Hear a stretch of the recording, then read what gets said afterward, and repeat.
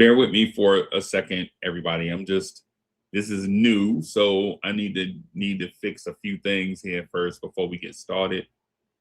But let me see. Do that. And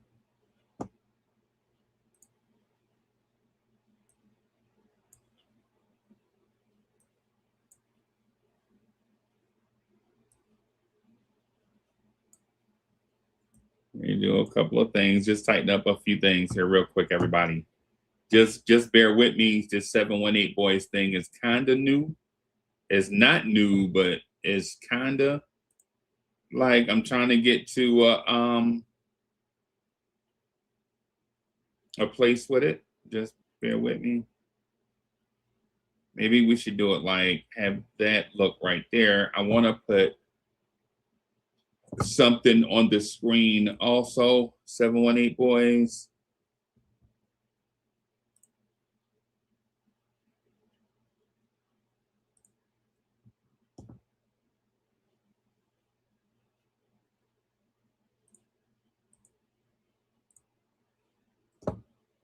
All right.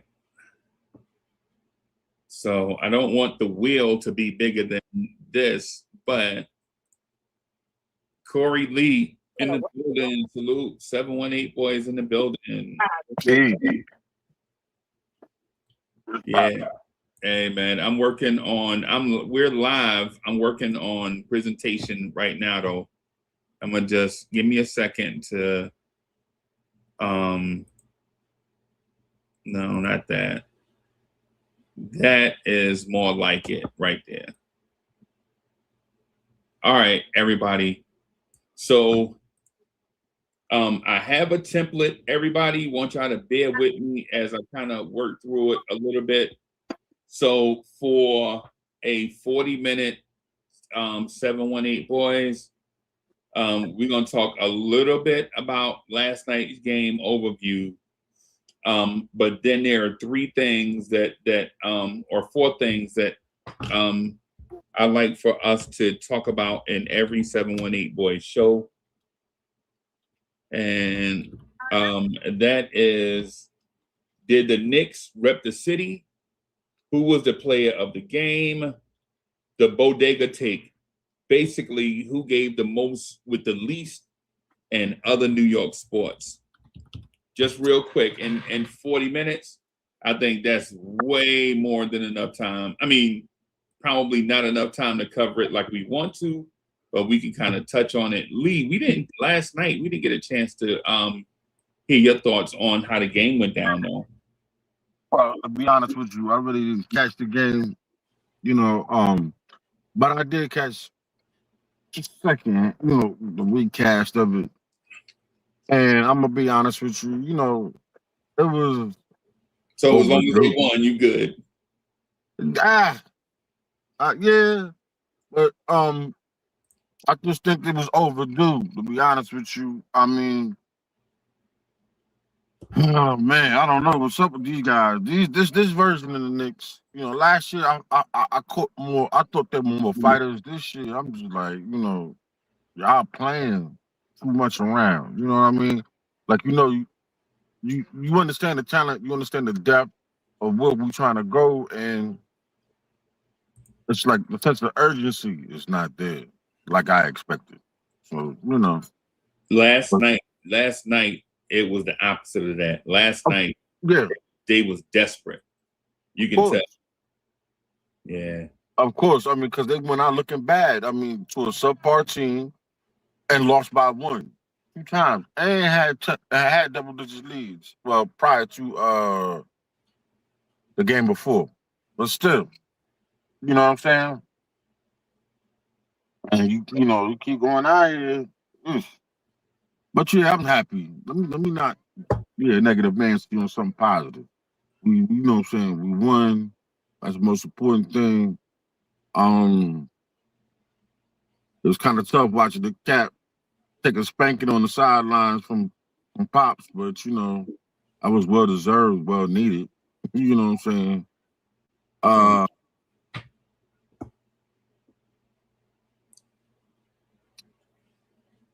Okay, all right. Cat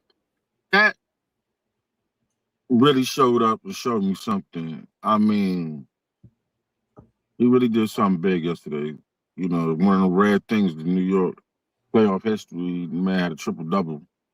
So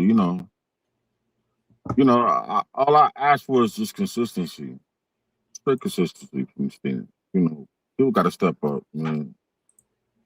That's all, as well Yeah, as the coach. yeah, yeah. All right. We do this thing right here. Right. So I'm not going to go in a specific order. What we'll do is this. Right. I'm going to spin this wheel, see what topic y'all want to talk about first, and we will get into it. All right. Where's my wheel? There it is. All right. All right. So we're going to spin that wheel. Whatever topic come up first, that's what we're going to hit. All right. All right. There it is, everybody. The topic is, Lee, can you see it? Oh yeah. Oh yeah. Oh yeah. Yeah. So the topic, everybody, is player of the game. So player of the game. I'll let Lee start with who we thought was the player of last night's game. Well, I already started off with it, but I'll continue on with Cat. I mean, he stepped up. He showed himself to be a leader, somebody who played with a very high sense of urgency. They went in there, they had executed the game plan of the coach. They did what they had to do. He did not defer from anything else other than sticking to the game plan. Right. Kudos, proud of him. You know, what can I tell you? He's one of the rare Knicks that just already, got a triple double. I think, it's sad that we have to go this far to talk about this man. This, you know, what I'm saying, this late in the season, not this late in the series. Excuse me, not the season, the series. I understand the mismatch. I mean, he's playing somebody who's 6'8". This man is 7 foot. He he outweighs the kid by like at least 15 to 20 pounds. I don't understand why we have not taken advantage of this sooner and more often. You know, Cat. Listen, Jalen Brunson, we love you. If you think you that guy, you know what I'm saying, defer to your man right here. That's about being a leader. You know, being a captain, understanding and knowing mismatches and everything like that. But hey, he started the game, did his thing. Shout out to Karl-Anthony Towns. Real talk. Yeah, I'm with you on the play of the game being a Karl-Anthony Towns, and not just because of the triple double, but Cat's defense in this series has been nothing short of spectacular. Yeah, Yo, GI is in the building. Salute, GI. What's good, man? Yeah, I give you that. Yeah. Real talk, I will give you that. Yo, he has surprised me. Hey, let me finish my joint. My fault. Let me finish my joint. So Cat's defense has been nothing short of immaculate, matching his offensive output. At the same time, the timely Karl-Anthony Towns in this playoff series has been making timely plays. Like when there is a play that needs to be made, Karl-Anthony Towns has been there for the most part, and it's not always offense. Like making plays is not always just about putting the ball in the basket. Sometimes it's the timely rebound or the timely block or the timely deflection or making both free throws in the clutch. Like it's like I think my guy has played an outstanding series. But what I will do is say for a honorable mention in this category. What I'll say is that OG Anunoby deserves a round of applause and probably a gold medal for how he played last night. OG Anunoby was everywhere last night, like the Matrix. At one point, the announcer was saying there must be 2 or 3 OG Anunobys on the floor at one time because of the way he was everywhere, right? He was everywhere. I mean, deflections, steals, blocks, rebounds, putback dunks, straight up dunks, late shot clock threes. OG Anunoby, if he wasn't the player of the game, he is definitely on the podium with whoever was the player of the game. Yo, look who it is. Ribby. Yo, Ribby Yayo is in the building. Ribs, what's good, bro? What up, Freezy? It's good. It's Corey Lee. Salute to the chat. My brother, Ribby.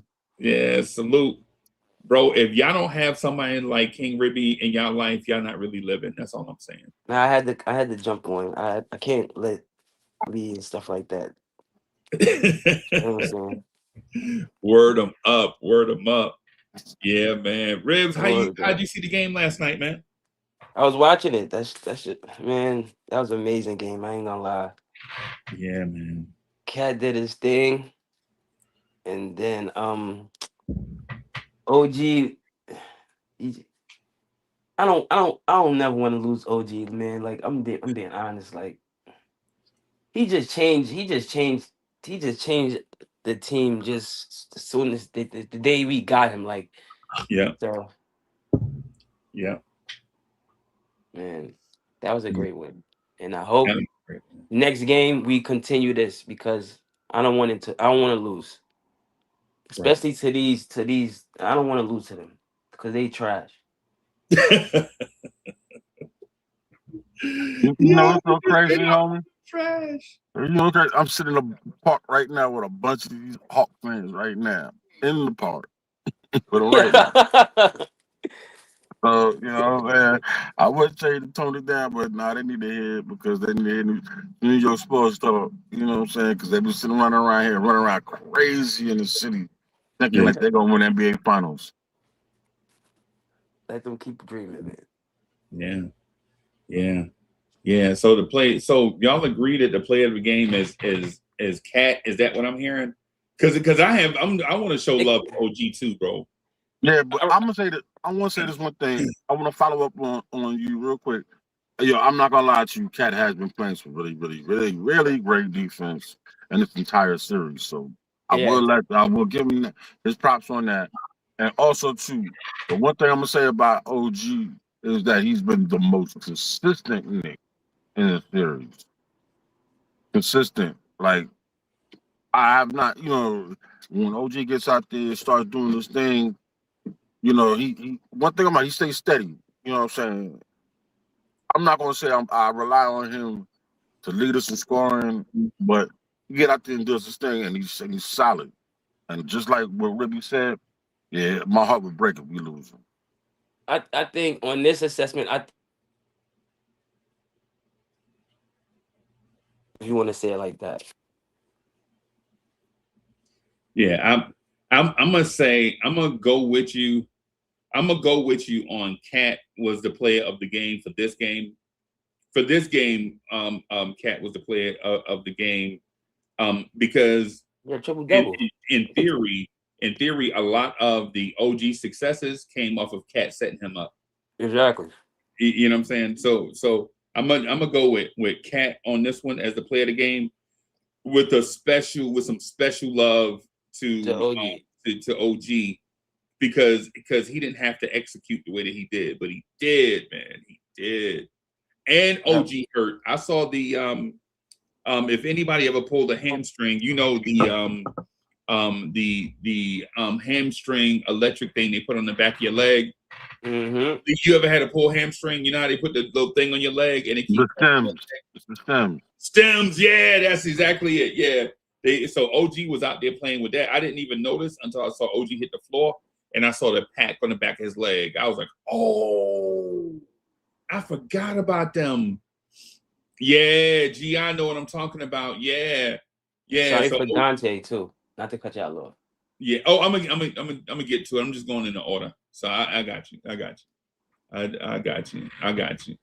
Yeah, man. Yeah, man. So I think Cat being the play of the game in a must-win game, a game that probably saved our season, is huge, right? Is huge. I'm gonna hit this wheel right quick. Ribs, I'm gonna hit this wheel, right? Mm-hmm. You tell me if is there a specific subject that you want to talk about?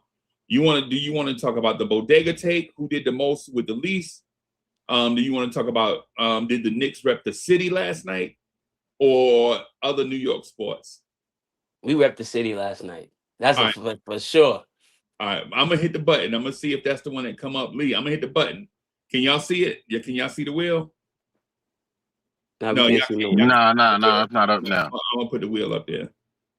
Hold on, let me get the wheel up here. Oh, what, y'all? I'm gonna try to get the there it is. All right. I'm gonna hit the wheel. I want to talk about did they rep the city last night too, but I'm gonna hit the wheel, see what the wheel say.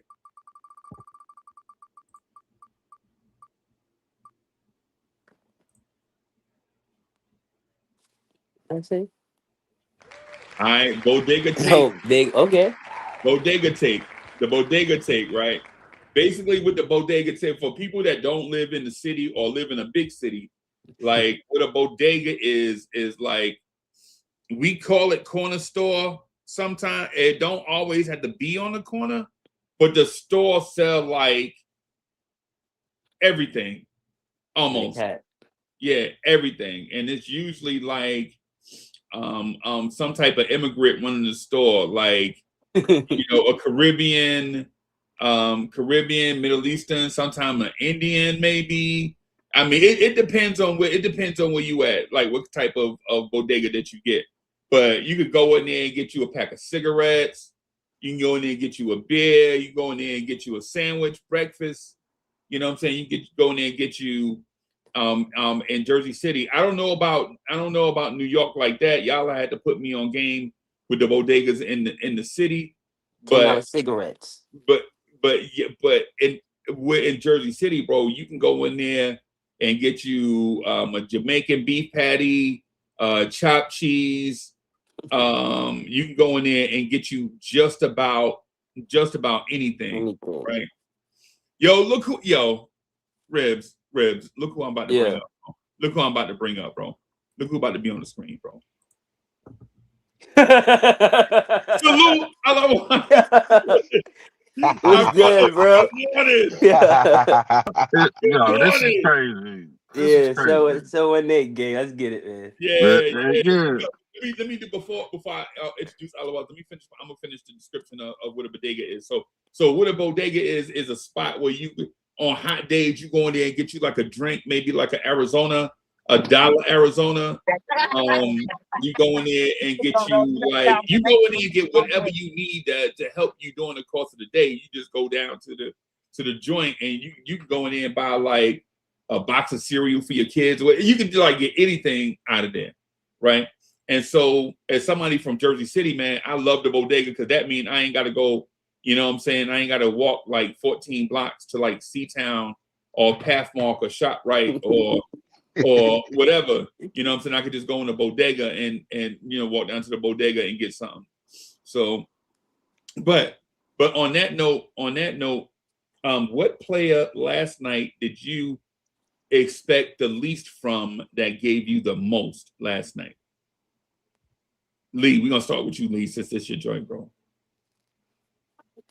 I'm gonna say Deuce. That was the same thing. Oh. Hey, Wiz, no shot at your boy, but you've been MIA. You've been MIA, and I'm glad he showed up because we really, really, really needed him. That's since his injury. Maybe he's coming back in the form. God knows. I hope. And I pray that he gets back to a solid, consistent basis as well. He put my man in the figure 4 leg lock and did not let him go. He wouldn't even let him tap out last night. Word. He needed CJ. I mean, McCollum needed that. You know what I'm saying? Because he seemed like he got to be the new voice of Atlanta and the new Iceman, trying to come here, pick them up and lift them up. But hey, bro, we don't play that. We don't play that. Bad. I got somebody different in mind, but I'm gonna ask Wise to do the honors. Wise, who's your bodega guy, Wise? Well, I don't really got one for last night because Cat was that guy. But I've been liking the way that Clarkson been playing, period. About to say that. For like the last, I would say like a month straight at least. Like he been coming off, giving a lot of effort on both ends of the on both sides of the ball. And he been coming up clutch for us. So I've been appreciating what he been doing a lot lately. Rebs, who your bodega guy, bro? I don't got a bodega guy. I just got the whole second unit. The whole second unit is they you expected the least and got the most. Yeah, yes. Like I in my mind I was thinking like at least like 20 to 25 points from the bench and we'd be straight. And yeah, I hit my ticket, so I was good. So yeah. Yo, Alvarado was kind of ill yesterday too. Yeah. That's my guy. That's my guy. So that's my bodega guy. The guy that expected the least, who gave me the most. And sometimes, like when I'm describing the most, I'm not saying that he got me 50 points and 25 rebounds. No. What I'm saying is he bought that credible, that incredible Energy. prostate energy. Like he bought that Jersey City energy. He brought that Bronx energy to the game last night.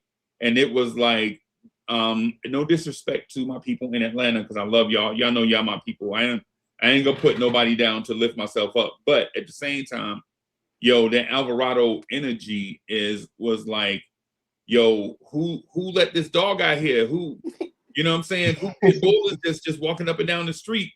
You know what I'm saying? That was that kind of energy. Like, hey, is this? Come outside because it's a dog loose. You know what I'm saying? Like Alvarado, it ain't matter. When I saw Alvarado walk up to that 6'9" dude, it was like punch you in the face. I was like, yo, Alvarado is a tough guy in a small package, bro. You know, and Hart was wilding last night too, though. Yeah, Hart was low wild. Key. Hart was going off last night. Yeah, he made Julian lose. Yeah, but just real quick, so I'm gonna finish my Alvarado thing just real quick. Alvarado to me brought that playoff. Alvarado was not a playoff guy. Like you don't usually see him in the playoffs, but he brought that playoff toughness to a Knicks team that I felt like over the past 3 or 4 games didn't have playoff toughness. Like they didn't care nothing about like getting close to the line. Alvarado will cross the line. He don't care. And so, you know, the other guys, no disrespect, are more like Catholic school guys. Like they might be tough, but they not.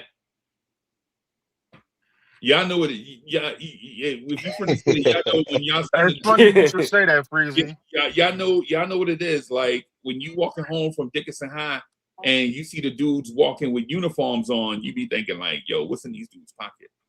You know what I'm saying? Like. It's like that. I don't know if that's like how it is in New York, but that's just, and not to go over the top with comparisons or whatever, but Alvarado is tough and he brought some toughness to this team. And I'm not saying fighting. What I'm saying is you're just not going to do the Knicks any kind of way and think you're going to get away with it. You know, it's so funny, Freezy. And the man went to Catholic school. He's a graduate of Christ the King High School. It's crazy. Because in my mind, did you see the picture of him with the low haircut? Yeah. Yep. One with a low haircut, like smiling. Yeah. So I think that's my bodega guy, man. I expected the least and got the most. If you ever been in the bodega, And you see the yo, what kind of chips they got in the bodega now? They got Ruffles. Bruh, they got everything. They got Lunch. what's them they got them what's them joints, Ribby? Takis. Them pop joints. Poppers. Some pop, yo, the chips is $5. That's all I'm saying. Yeah, well. Like, I don't like talking about bodega. When you go in the bodega, you spending at least $10. That's a fact. I don't care what And that's you for your doing. hero. Like, That's probably for your sandwich. if you go get a hero and a juice, that's $10. Yeah.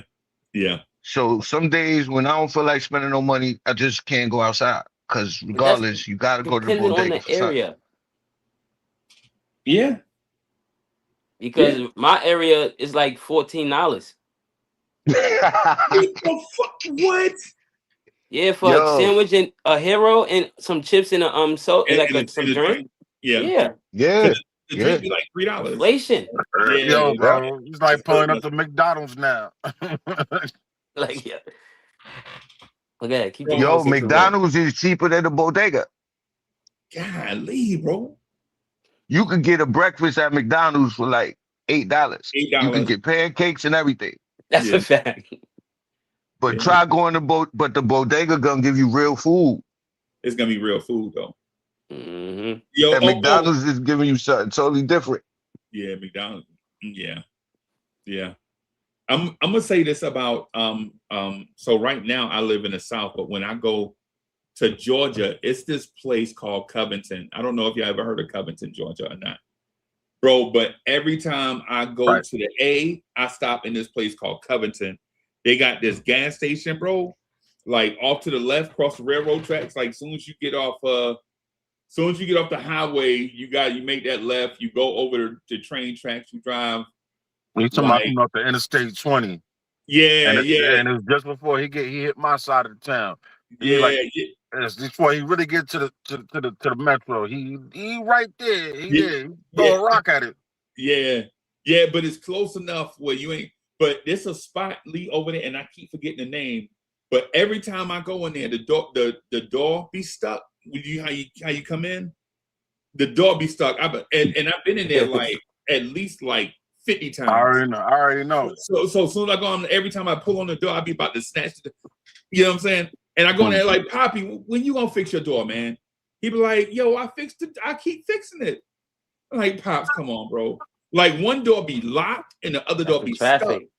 Yo, Pindar will not fix that door, nor will he fix the AC inside that store. Nigga is crazy. But you said his name is, CB? Pindar. I thought his name was Rockmont, but okay. Right. Nah, but either way, I like Poppy, why you ain't fixing your door? He be like, bro, I fixed the door last week. But the reason why I stop in there is because the gas always be $20 cheaper than wherever you're gonna stop at going into Atlanta. Like the gas always gonna be 20 cents cheaper. And them hot dogs legit might have been on that roller. Them pork hot dogs probably been on that roller since Thursday night, bro. But how we switch this conversation to glizzies, man? But I'm getting two of them. Yeah, bro, I'm getting two of them, bro. Oh my God. Smashing, bro. Y'all got bro. You ain't never been hungry until bro. I don't know how he cooked them, and they look like them hot dog. Everything on the rollers, whether it's sausage, hot dog, whatever. They look like they wanted dead or alive, but they be banging. Oh my God, bro. Yeah, Lee, would you tell them, bro? I ain't gonna tell them because I don't touch them because they a little too well done for me. You know what I'm saying? But I'll tell you what they do have in some of them gas stations like that when you get down here. Bro, believe it or not, they got a black person back there frying chicken. At the gas station? Word is born. Word is bond, bro. With potato wedges. Bro, fresh out the grease. Now, I ain't saying the grease is clean. I'm saying it's fresh out the grease. Right? I'm trying. Yeah. You mean fresh out the oil? Yeah. Whatever, grease, oil, whatever it is. It's one it might be the gas station. at the gas station might be large for all we know. But I'm trying to tell you, you eat that fried chicken and you be ready to go slap somebody's mama. Somebody mama, bro. Yo, one time I had my mama with me. She was like, "Don't you do it. You better not." That's some damn shit. Yo, no lie. Hand to the man, bro. The bodegas, like these joints, bro. I went in there, Lee. They were selling. They got you could have bought spark plugs, motor oil. You could have bought cereal, box cereal. You could have bought Fruity Loopies out of there. Remember Fruity Loopies? Yo, pregnancy test. I'm talking about anything you think you need. A survival kit, pocket knife, bro, magnifying glass, first aid kit, crossword puzzle. Yep. Crazy glue. A number in there. Yo, they break down a little box of aspirin when you get two in the pack. Yeah. They sell up individually. Everything. The eyeglass kit, a screwdriver. Yeah. Bro, you can buy everything out of there, bro. Everything. I love the bodega, bro. Legit. I know they different. They look different in different places, but if you got you a joint like that, bro, where you could just go in there and somebody cooking chicken and they cooking breakfast sandwiches early in the morning, like where I'm at, you can buy them fried bologna sandwiches with some egg and cheese for $1.50, bro. Hey, let me. Nah. That be me, bro. And I don't any coffee drinker in here? Nah, I don't drink coffee. Y'all don't drink. Nobody drink coffee, right? Nope. Nah, bro. Nah, I'm a teetotaler.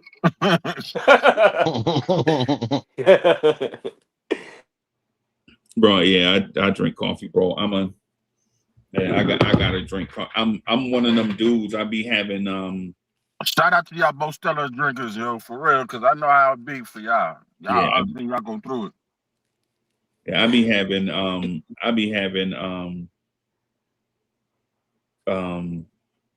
like I'm a energy, like I be having too much energy, bro.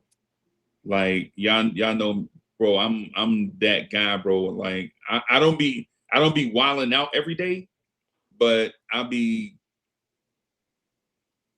that's my personality. I can't help it. Like I be having, like, with me, I'm that. I be what's the word? Why? What's the word we talk about, man? Like, I don't want to say lit. I ain't saying that because that's like for the kids. Man, or whatever. you be lit. You be lit, man. Nah, man. I be. Come on, man. Like, Stop doing that, Freezy.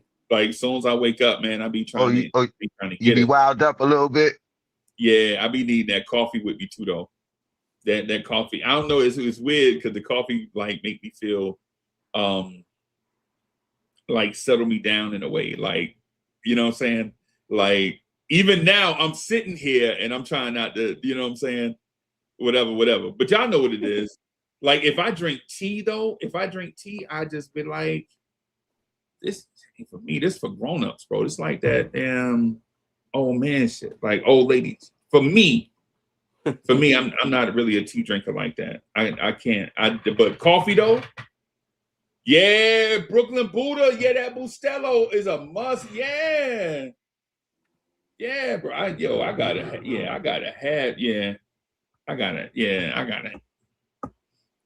like to walk, bro. I like to move around, bro. That tea be trying to. I got that natural hype. I don't need no hype. You're right. I'm trying to be calm and respectful right now. You know what I'm saying? You're right. Yeah, man. I be trying not to. The tea thing ain't for me, especially out the bodega, bro. If I ever buy tea out the bodega, bro, I'm gonna just go straight to go get my damn mental health check, bro. Tea out the bodega? Man, come on, man. Why you just kicking me in the forehead now? Nah, I'm saying for me. I'm talking about me. I'm playing with you. I'm not Corey Lee. I don't judge, bro. I'm saying, like, with me, I just I could see Freeze now drinking bodega coffee, go straight to Rikers Island. Straight to Rikers Island, bro, doing push-ups and shit. Everybody, like, legit. Nobody better not bump me either.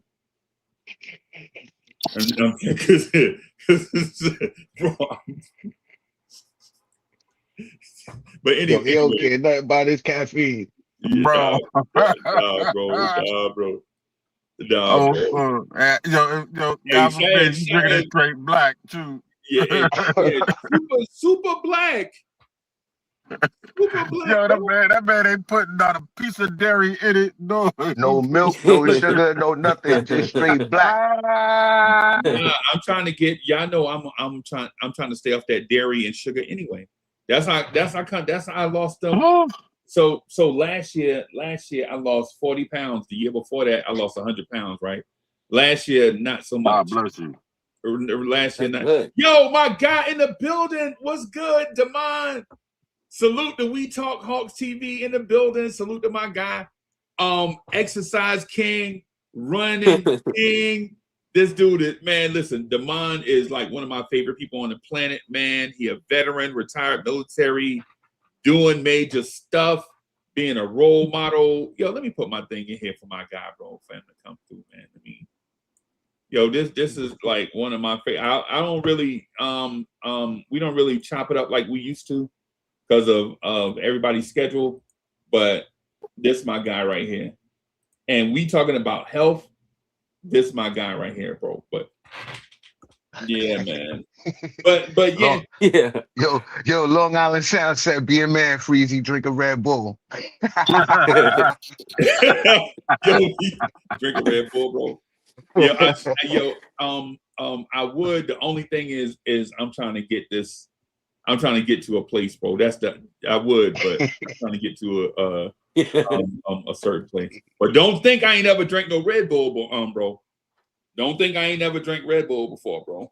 But I'm trying to cut out like a whole bunch of stuff. I got a goal I'm trying to get to.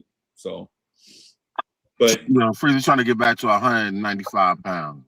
Yeah, I'm trying to get to. Well, I'm trying to get to legit. Trying to get to about 290. I want to settle at about 290 for a little bit, and then try to get to about 235. But I don't want to be like that person that try to lose all the weight in the world and then wind up not being able to, you know what I'm saying, to whatever. Yeah. Yo, Damon, what's good, bro? Salute, man. What's good, man? Yo, we was just in here talking about working out, man, and how we beat the Hawks last night, a whole bunch of stuff, bro. Yeah. What's good, Damon? What's good, Damon? If y'all don't follow my guy on TikTok, man, y'all got to, bro. He posts running videos up there, wellness videos, fit videos, training videos, and things like that, man. Trying to be an inspiration to others and all that, man. So, and he a veteran, so he #1 in my book. So, yeah, man, y'all got man. Make sure y'all check him out. Follow him. Shout out my fellow veteran brothers, boy. I know he worked the hell out last night, boy. He was frustrated. Hey, that's what I said, man. I just got back from a run. I had to run that cat triple double off this morning, man. They had man. Hold on a second, man. Hold on a second. There's a few more miles you might need. Go out there, go get him. Sorry. Hey, listen. Hey, listen. You ran this morning? Yeah, I just got back, man. I did 6 miles, man. So. Oh yeah, how you do? Yeah. Oh, chilling, man. I did. I could hit a little bit of marathon pace, but I'm really getting ready for this 5K. So okay. I do a lot of fast running, but right. I'm just working on speed right now, man. Trying to hold it down for my 50-year-old and up game. You feel me? Right.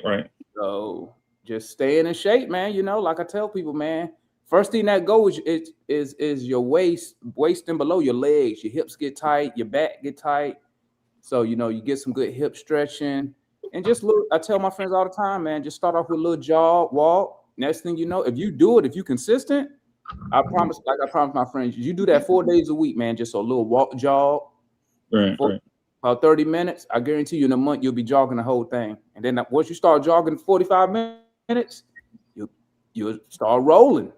Yeah, you know? And then it's just all about being consistent. A lot of people don't want to be consistent with it, man. So, but like I tell my friends, because my cousin, he was overweight, but he down like 80 pounds, and he getting ready for his first 10K. So wow. because he said he was like, man, I started because you came, because I went back to Virginia and I was out there running. Right. We was talking about it, so he got started. So he said, you inspired me. So I told him I'm come out there when he run his 10K in November. I'm gonna pace him out there. So Right. and I'm just getting ready for this Houston marathon. But when is it though? Oh, it's in January. Okay. But what I'm doing is I ran it last January, and my goal was to run sub 4 hours, which I was doing, but then I got hit with like a whole bunch of lactate in my legs at mile 24, and I didn't know that I was supposed to run through the lactate. I was like, so I started walking, and when I got back and I talked to my boy, he was like, "No, Damon, you supposed to run through it." I was like, So now I'm just using a whole year to prep for one marathon. So we're gonna see, you know what I'm saying? But man, listen, man. I got on X and I told one of them Knicks fans, I forgot I don't know if he's a content creator, I forgot his name, but he got like 9,000 followers. Me and he was going back and forth. And I told him, I said, listen, man, one thing about me, I was in denial about Trey. I said, bro, if y'all play through Cat and get rid of Brunson and run through Cat, I said, y'all will beat our ass. And that's exactly what the motherfuckers did last night, bro. That boy Cat, man, he finished with 19, 10, 10. That's the last time I looked. He might have had more. You're right. Man, listen, bro. 20, 10, and 10. Hawk fans all agree. Like, we got an answer for everybody except Cat. Cat was the best player on the court. He been the best player overall, you know what I'm saying? But last night he really showed that, you know, he's the better player. And you know, we really had no answer for him, man. And Knicks came out, punched us in the face, and we never recovered, man. We didn't get up. So, I mean, salute to y'all, man. All y'all needed to do was get one. So, yeah. And y'all got that one. Now y'all got the home court back. But like I told everybody, man, last night on the show, man, it's 0-0 now. It's 0-0 now, bro. Exactly. Yeah, you know, best out of three, man. May the best man win, man. You know what I'm saying? So, but salute to y'all though, man. What's good with y'all though, man? Bro, what's up with this dude, Mo Gay? Y'all just found him from out of nowhere? Was he in Dallas? No, we drafted Mo Gay 4 years ago. Okay. Where he been at? Late second round pick. He been on the bench. Like Mitch. Yeah, he's one of our developmental guys. But since Landale is out, we got to go to Mo. Yeah. He played in College Park for a long time. Yeah, if Landale wasn't hurt, you wouldn't even see Mo Gay. Okay. But since Landale out, we got to use Mo Gay just for the length. But like I told everybody, if Mo Gay not hitting that corner three, he's pretty much useless. You know what I'm saying? As far as, you know, being on the court, because we don't really run no offense or nothing through him. We just put him in the corner. He does bring a little bit of toughness, but like I tell people, it's a reason why in boxing they got weight classes. You know what I'm saying? Right. And you can't be too skinny. You trying to guard somebody like a Cat or Mitch. You know what I'm saying? So, hopefully, I don't think Landale coming back. So we got to figure out something, man. As far as the boards, y'all killed us yesterday. I think we had like 18 turns. CJ had 5. I think Naw had 6. I mean, 11 turnovers between your backcourt is a recipe for disaster. Yeah. You know? Just from your backcourt, not the whole, just the backcourt. Yeah. And we didn't. Like I told people, we lost that game in the non-Brunson minutes. When Brunson went down, I promise you the Knicks got better. When everything just started going to Cat, bro. Like, we had no – and then that Dyson Daniels, man, listen, great defender, dog. But, bro, you can't be 6'7", and you can't do nothing against Jose Alvarado. Nothing? You letting Jose Alvarado just sit there, Brunson come back in, Brunson just stand there on defense because Dyson ain't going to do nothing? Right. I mean, that's why I think we really lost, because we was down 7 when Brunson went out. Yeah. By the time Brunson came back, I think we was down like 15. Yeah. And I was like, that's your game right there. So hopefully you said that last night too. Hopefully Mike Brown not smart enough to say, hey man, we finna run this rest of this shit through fucking Cat, because I see something right here. Hopefully he don't do that. Hopefully he keep doing the same thing. I prefer y'all going playing through Brunson. That's what I prefer. Yeah, I think is, and the Atlanta Hawks fans will know what I mean when I say this.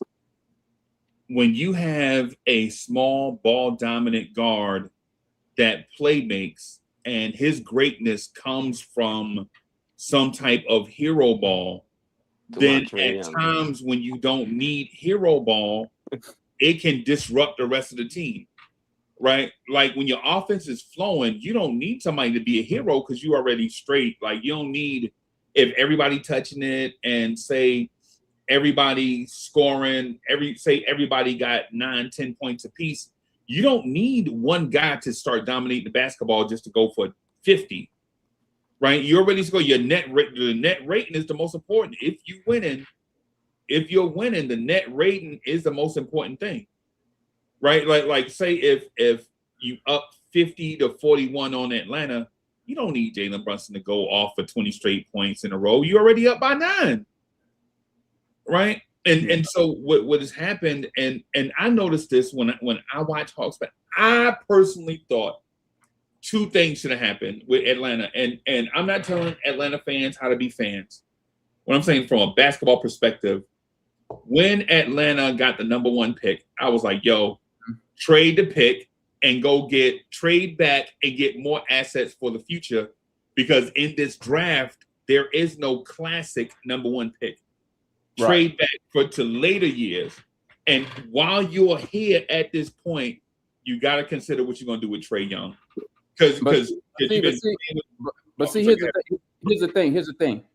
The number 1 pick is only as valuable as the talent that's available. Right.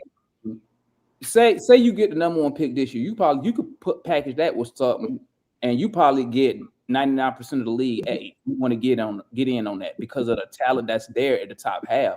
The talent wasn't there at the top half of the league. And if you look at you look at Zachary Richardson with us, Sarr, Klingon, Reed Shepard, Harper, Castle. Oh, I'm about to say, because I told y'all to go get Castle. But Castle, let me tell you something. Only in my opinion, none of them are going to be all-star players. You know why? And I'm going to tell you like this. Even though Castle plays good, bro, he got Wemby in front of him. He got Fox in front of him. Yeah. And I'm going to tell you straight up, I believe personally that Harper is better than him. So, I mean, and then you got Klingon, who's been in Portland. He looked like trash in the playoffs up there in Portland. And he out of shape. He be huffing and puffing down the court. Reed Shepard, you saw what he did the other night. Game-changing turnover that LeBron got him. So, I mean, like, I'm not upset with Zachary Richardson. My thing is this. Find a way. If he's not going to be, and it didn't help that Trae Young called him a role player from day one. But just find a way. I don't need Zachary Richardson to be a game changer. I need Zachary Richardson to be a productive NBA player on both sides of the ball. Okay? Right. Because because Freezy, it's only one basketball on the court. Everybody can't go out there and give 20, 25. Right. So it's like, but like with the Knicks, right? With y'all, what's crazy to me is I believe y'all will be a better team without Jalen Brunson. You got OG Anunoby, Cat, everybody out there that y'all start. I think, but outside of Brunson, the smallest dude is Hart. Yeah. And imagine if you had a taller guard out there that was 6'5".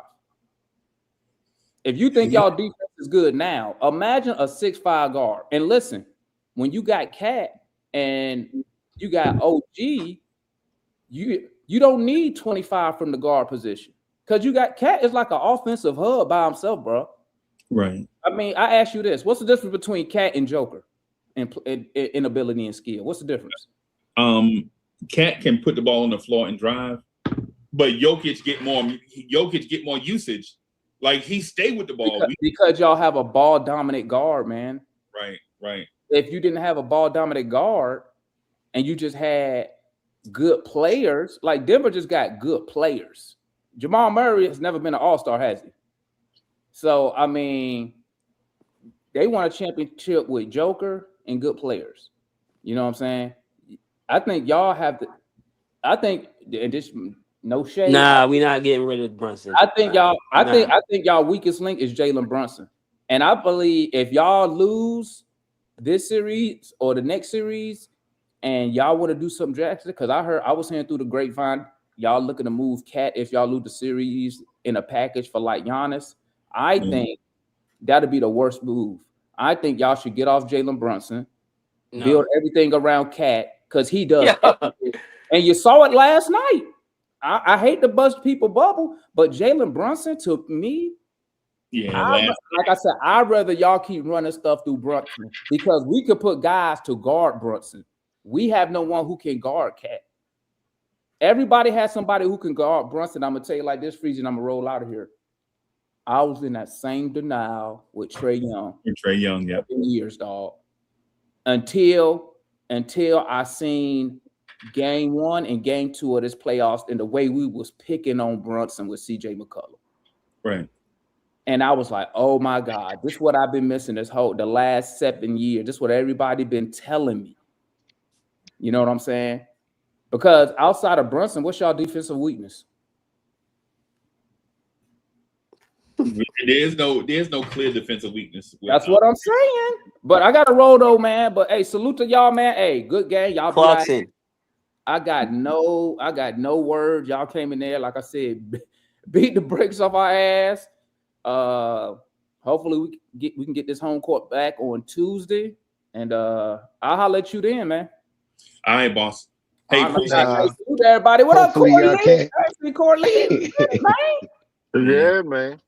I ain't heard from the young boy Corley in a hot minute. Hey, I'm gonna holler at y'all though, man. Let me get up out of here, get in the shower, my boy. All right, baby. All right, man. Y'all stay up, family. Yeah, man. No doubt. No doubt. Greeny, what's good, bro?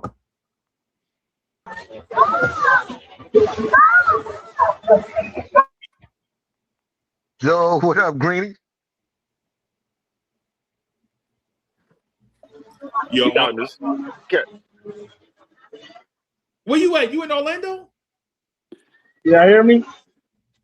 Yeah. A little bit. Yeah and no.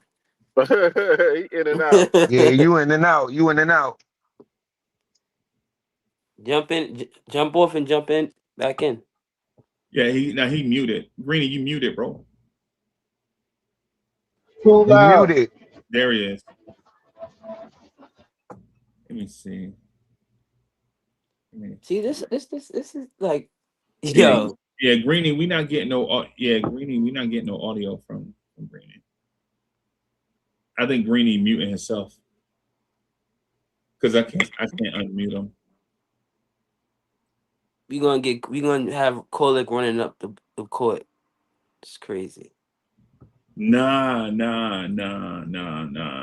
I understand what Demond's saying.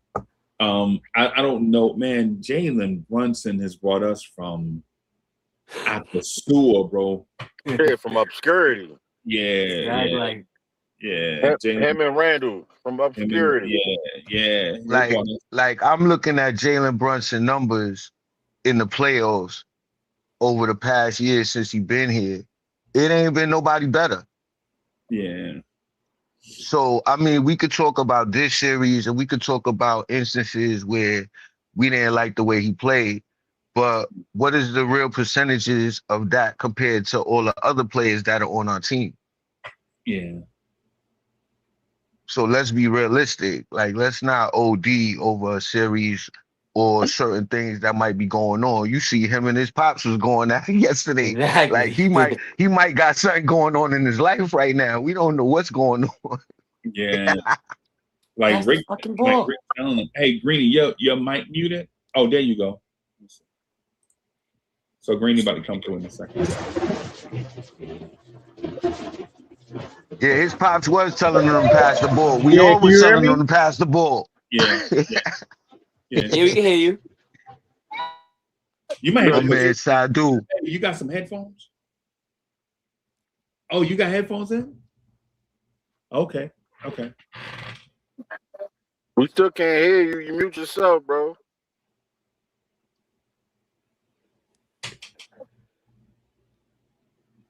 Nah, little Steve. Yo, with the #1 pick in the draft, bro, you cut your hair? Bro, you cut your hair? Oh, man. Bro, cut his hair. Okay. What up, Playboy? Oh, look at that little girl. Hey, Miss Mocha, come here. Yo, look at the baby all grown up. Golly, bro. Hey, baby. Okay, KK. Yes, sir. Look at that. Yo, What up, my girl? Yo, one of the things I was gonna say, bro, like when I run the pick and roll, when Greeny set the screen, right, and he explode out the pick and roll, once we get our width, the width that we need to Just throw it up. to separate the defenders, Just throw it up. As soon as I turn my hip, I'm throwing it to the opposite backboard. Greeny gonna catch that thing and throw it down their throat like Barkley, bro. I don't know why we don't do that with Mitch every play. I don't know how we don't do that with Mitch every play, bro. Because Mike Brown is not coaching. Mike Brown said at the beginning of the season, we're going to throw 3 alley-oops to Mitch. Yeah, I heard that. He said he could throw it himself. Nah, your point guard don't pass, bro. You ain't got no point guard, bro. And your coach don't coach. Your coach don't coach. If we seeing the same thing, it's because the coach ain't coaching. No NBA coach is going to get paid not to coach, bro. All right. It's a such thing called a placeholder. Like I told you yesterday, Mike Brown is the napkin under your drink. He just there. You don't use it. He just there. That's just assuming that everybody is stupid, bro. Nah, it's not really assuming when you see it for 82 games and going into the playoffs. Bro, that's assuming that. Yeah. What up, Wiz? I mean, we both assuming then if that's the case. I'm not assuming. I mean, if you're assuming, I'm assuming. You can't be for real. We watching the games. Go ahead, say something, Red. Can I ask y'all one question? Well, the panel a question. Can we all is Mike Brown here to just as far as just to stay or just be here as far as because we didn't get nobody else, so we had to get him. Like I don't know why we got Mike Brown. Okay, so let me ask you this: Why is that the question after Mike Brown is hired and he ain't going nowhere? Like even if I answer that, what are we gonna solve? Of course, but it's like God, like yo, I just never thought the Knicks, how we so get them like this franchise, we would just hire Mike Brown, like from Tom Thibodeau to Mike Brown. But that happened last summer, bro. That thing that happened last summer is still in my brain this summer and still today. You guys hear me now? Yep. Yeah. Now you super clear now. I can't. What the hell? You muted yourself again. Unmute yourself. Yeah, you might be having a connection issue, bro. Yeah, it might be a connection issue. So Ribby, let me I just want to state this, right? Cowboy Bob in the building. Salute. Good morning, everybody. Okay. Yeah. So but the thing is a lot of that we questioned towards the end of the last coach and at the beginning of the new coach was defense and getting others involved. And now the defense is, for the past 4 months, is better than it's been this entire century. Right? The Knicks haven't had a defense better than it is right now. in the 2000s. There's no better defense than what we're playing right now, right? And at the same time, the question was, why are we not playing different guys in different situations and making adjustments to the moment, right? I disagree though, Freeze. Of course you disagree. The numbers might say one thing, but I disagree. I'm just stating, of course you disagree. I'm stating the facts first, though. The facts is that you can't disagree with the defense. Because if you disagree with the defense, then you're just trying to be just trying to lead us to a place that most of us ain't gonna willingly go. Nah, I mean, if you gonna put it out like that, you making before I say anything like null and void. But I'm gonna let you speak, and then I'm gonna come after. But you cut me off and said you disagree before you heard what I said. I heard what you said. That's why I disagree. Right. Okay. All right. We just gonna be at that place, right? Because the thing is I'm not getting ready to go to this Fantasyland place of the defense not being great right now. If you disagreeing with the defense being great right now, then you I didn't say that. I didn't say that. But you said you disagree, and we just. I said I disagree with it being the best. That's what I said. It's different. Can I say something real quick? I didn't say it wasn't great. Otherwise, let me ask you something real quick. I know y'all are talking. Hey, listen, Cowboy Bob. Nah, let Freeze go. If you got something to say, bro, say it. Don't you gonna ask that man a question and then say something that you already had planned to say. Nah, it's basically about the defense.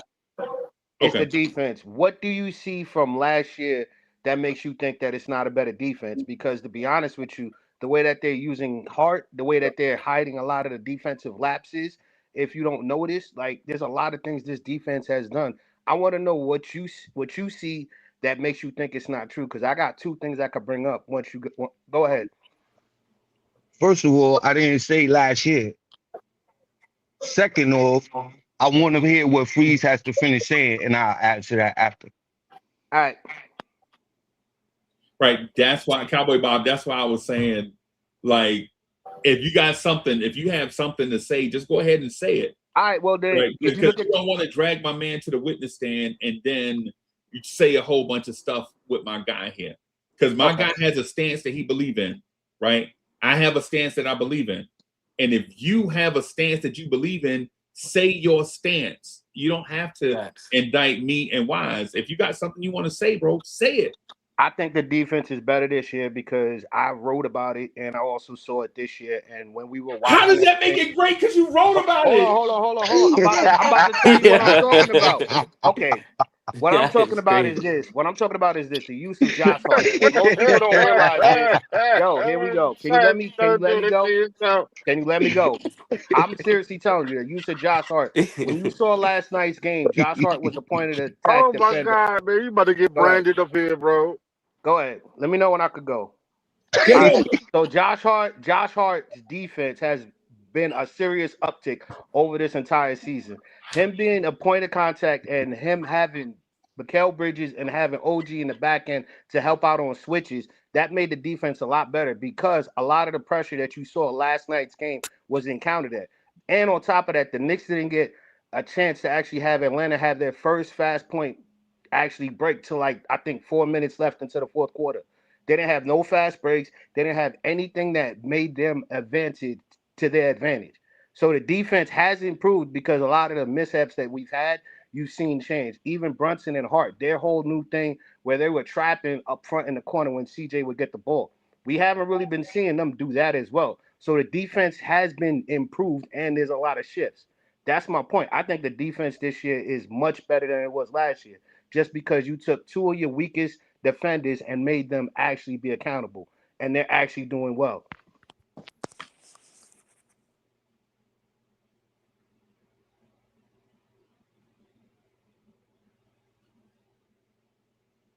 I'm sorry. Go ahead. I'm good.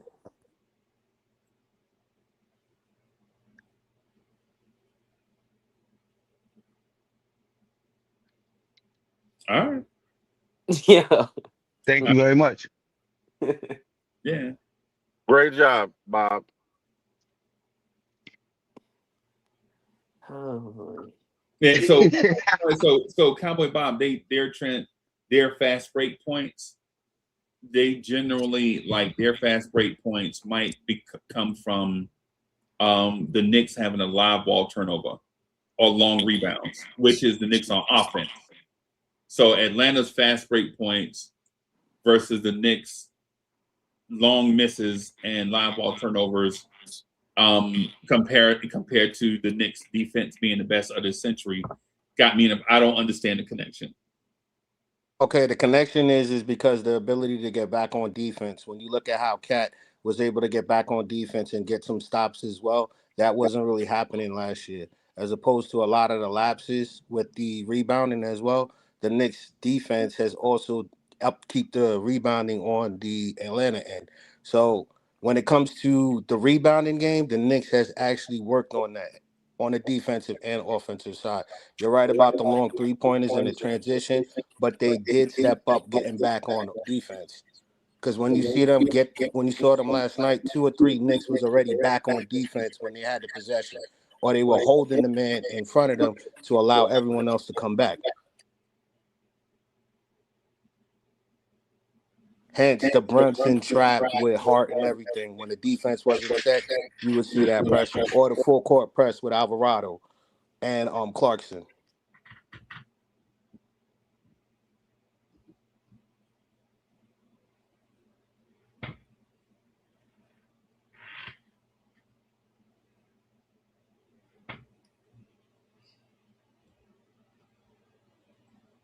Okay. Bobby always had these. Okay. All right. So, what was the next topic? Nah, Freeze was gonna finish talking. That's Oh, why I was like, let Freeze finish saying what he was gonna say before Bob took us all the way over there. Nick. I don't. I just don't. So I'm confused to like. Oh, we talking about like.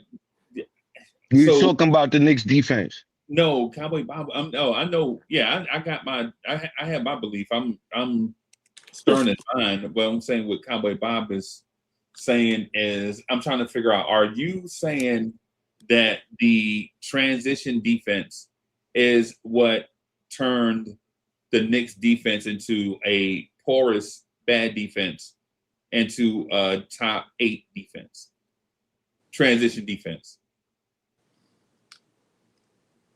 Wait, I'm sorry. I didn't. You were breaking in and out. Say that again. I'm sorry. So you're saying improved transition defense is what turned the Knicks from a 25th ranked defense to their 8th ranked defense? No, not just that. It's the adjustments that they made to that. Because last year we was getting beat in transition a lot, but this year, mix and matching guys using the bench, they were able to keep that type of pressure regardless of who was in there. That's the improvement I was Could referring I to. could I ask one question real quick? Because when you say last year, are you talking about last year this season or last year Tom Thibodeau? No, I'm talking about last season as in the second half of the season. I'm not trying to go back to Tibbs. But what I'm talking about is So in you the talking first about half. the first half of the Yes, season the first half versus of the the second half? season. Yes. Oh yeah. Well, yeah. I mean, clearly we was like 25th in defense and we 8th right now or something like that. So that's drastic, right? All right.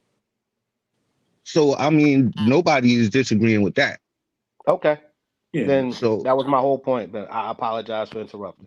yeah, that's why we was all quiet. We was trying to understand what you was getting. Yeah, like yeah. But the thing is though, is it wasn't just transition defense, bro. It's because the Knicks still were giving up a lot in transition, and we're gonna do that because the Knicks don't have elite athletes. Like you're not gonna expect Cat and Jalen Brunson to always be back on defense. What I will say to you is this though. A number of things happened and the defense got better, right? 2 things I'm gonna point out for sure, and y'all know this to be true. Y'all can see it, even if you're not a basketball mind, you'll know this to be true. Thing number 1 is Cat going to the rim, falling on the ground, and there's a missed shot. Now you can't gotta when the Knicks are getting back on defense, they're playing 4-on-5, and your biggest person is the farthest away from the ball. He got to get up off the floor and then sprint all the way back. And by that time, the other team have a shot up. And now Cat is in the middle of the floor where you don't want your big men to be. You don't want your bigs to be in the middle of the floor. You want your bigs to be at the rim, right? So if Cat goes to the rim and go, oh my God, and he fall on the floor, they get the rebound and push it the other way.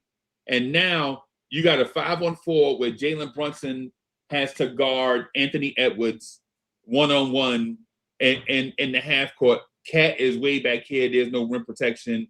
As soon as you bring OG and Anunoby over to double, Dante DiVincenzo has a wide open three. They hit a three. They get the three that they want, right? It's because Cat fell on the floor and took so long to get back, right? So the first thing is Cat, stay off the floor, right? Stay. Oh, you got to keep your feet, big guy, right? 2, teams know Jalen Brunson is not a great defender, right? So we had Jalen Brunson and Josh Hart on the box, right? Because we want our wings, OG and Bridges, to be wing players, but we can't force them. We can't allow them to be wings because one of them has to guard the point of attack because Josh and JB can't do it. So now you take away one of your wing players, he has to guard a guard. And now one of your wing players, one of their elite wings, say Kevin Durant, is probably being guarded by Mikal Bridges. And while Bridges is a great wing defender, he ain't guarding Kevin Durant. He ain't guarding Anthony Edwards. He ain't guarding Luka.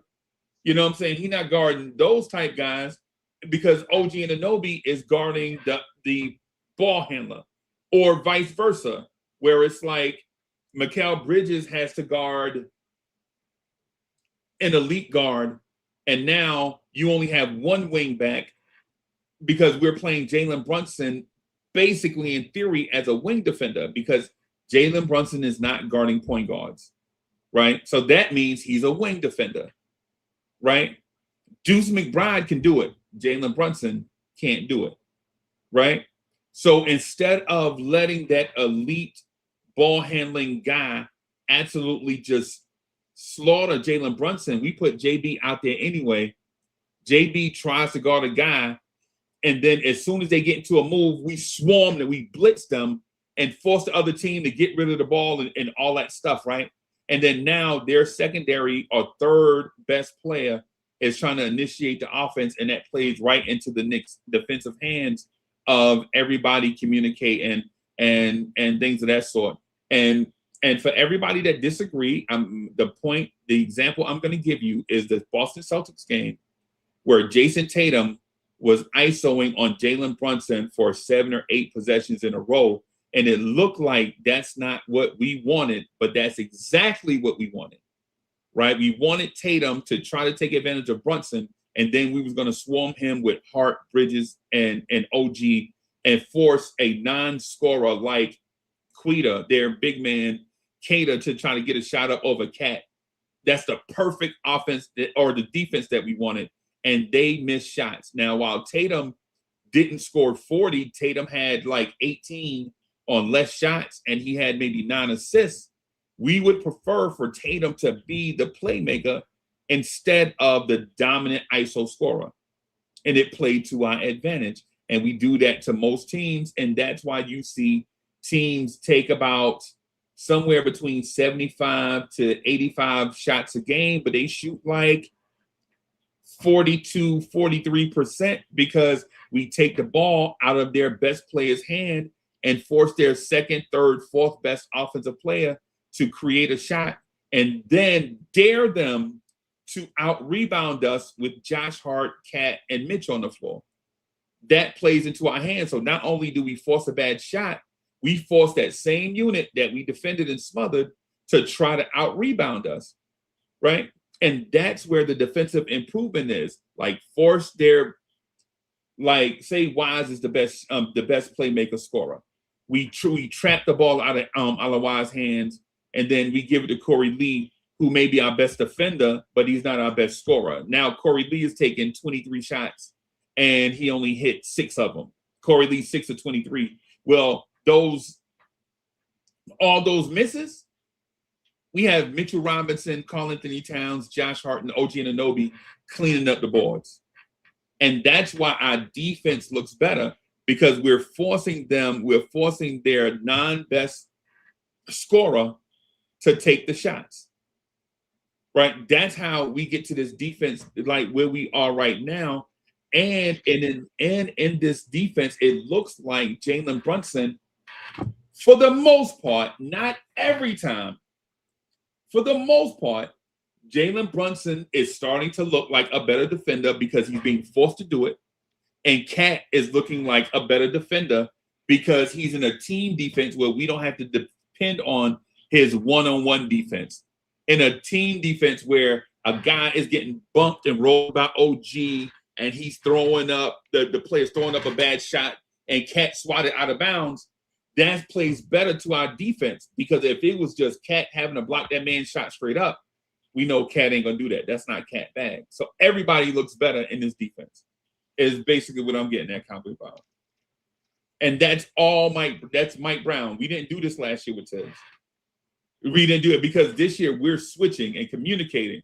And last year you heard terms with Tom Thibodeau like screen navigation. You got to get through the screen and things of that sort. And I'm not bashing Tibbs, because Tibbs is an excellent coach. Tibbs is an excellent coach, and he's coached superstars and Hall of Famers. The difference is this year, when you have switchable wings and you're willing to switch them, and guys are communicating, you can rotate better. Guys are communicating from the back line and things of that sort. Cat is engaged, calling out stuff. That's the difference. That's the reason why your wing players, when Jalen Brunson, the other thing, Cowboy Bob, one other thing real quick.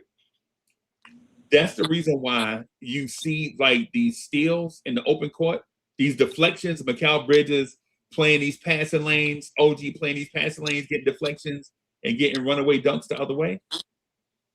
That's a part of it, because now in this defense, they're allowed to be wing players as opposed to just being on-ball defenders, right? Because when OG is defending, say OG is guarding Tatum on ball and Bridges is guarding Brown on ball, whatever, you're forcing the Celtics to go to guys like Derek White and Peyton Pritchard and forcing them to hit shots. And if they hit shots, we got to live with it, right?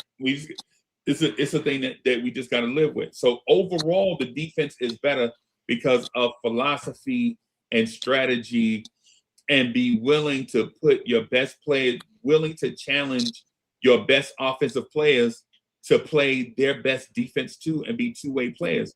And while their numbers, offensive numbers are down, like Brunson's offensive numbers are down, right? This is not something debatable. Jalen Brunson's field goal percentage is down 3 percentage points. His 3-point shot is down 2 percentage points.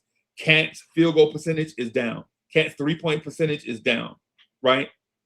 But their defense is better. So you sacrifice part of your offense a little bit to play defense, and you get this place where we are, where the defense looks like a championship level defense. And in these games that we lost by 1 point was not because of the defense. Like, we didn't give up 140 in those losses. It was late game execution in those losses, which is another topic. If you want to criticize Mike Brown about late game execution, I'm all for that part. But the defense, though, the defense part, just the bare numbers themselves tell the story. You don't even have to argue that. You could just look at these numbers compared to other stretches of time, and these numbers are just better. I was just going to say, I also see that OG having a better second half as well. Him being there and being healthy is a testament to Brown. I don't know how he got him healthy and how he has him active, but I see what you're saying, because as you were explaining it to me, I remember a play Brunson was on Kuminga, and Kuminga basically was about to beat Brunson, and like you said, OG came over, poked the ball out, and created enough of a issue to where we ended up getting a steal because he was playing the wing part. So I agree with that, but I also got to give him credit for keeping OG healthy too and making it work. How did he keep OG healthy? Because of the way that they're attacking on defense, certain things aren't as physical. He can come in, like I stated earlier, he can come in, poke at the ball, or stop and be a defender. He's not playing one-on-one full pressure defense. He can come over and Okay. help, and he can come back and forth. Like, he's constantly moving. He's not just stagnant. So him doing that and him being able to move back and forth on defense, him communicating, like Unc said, helps out him and Mikal Bridges on the back end. I don't get that. But what I would say, because I agree with what Freeze was saying, but I think that is other aspects as well, because Mike Brown wanted to play fast at the beginning of the season, and he still wants to play faster. He still wants to play fast. But when he first came and at the speed he wanted to play, if you remember at the beginning of the season, we were scoring a lot of points, but we had a lot of live ball turnovers. When you get live ball turnovers, you give up a lot of transition buckets, fast break buckets, easy buckets. Every 2 hours. So, of course, trying to play at the pace that he was playing and giving up those live ball turnovers, our defensive rating was going to be down, period. And then we seen at the beginning of the season, Brunson and Cat having major defensive lapses. And then the team was having defensive lapses altogether. So it took a time period for them to get better. But overall, we know that these guys can play defense because they did it before. So it's not like they can't play defense. It's, do they want to play defense? The identity of the coach is what brings the defense out of these guys.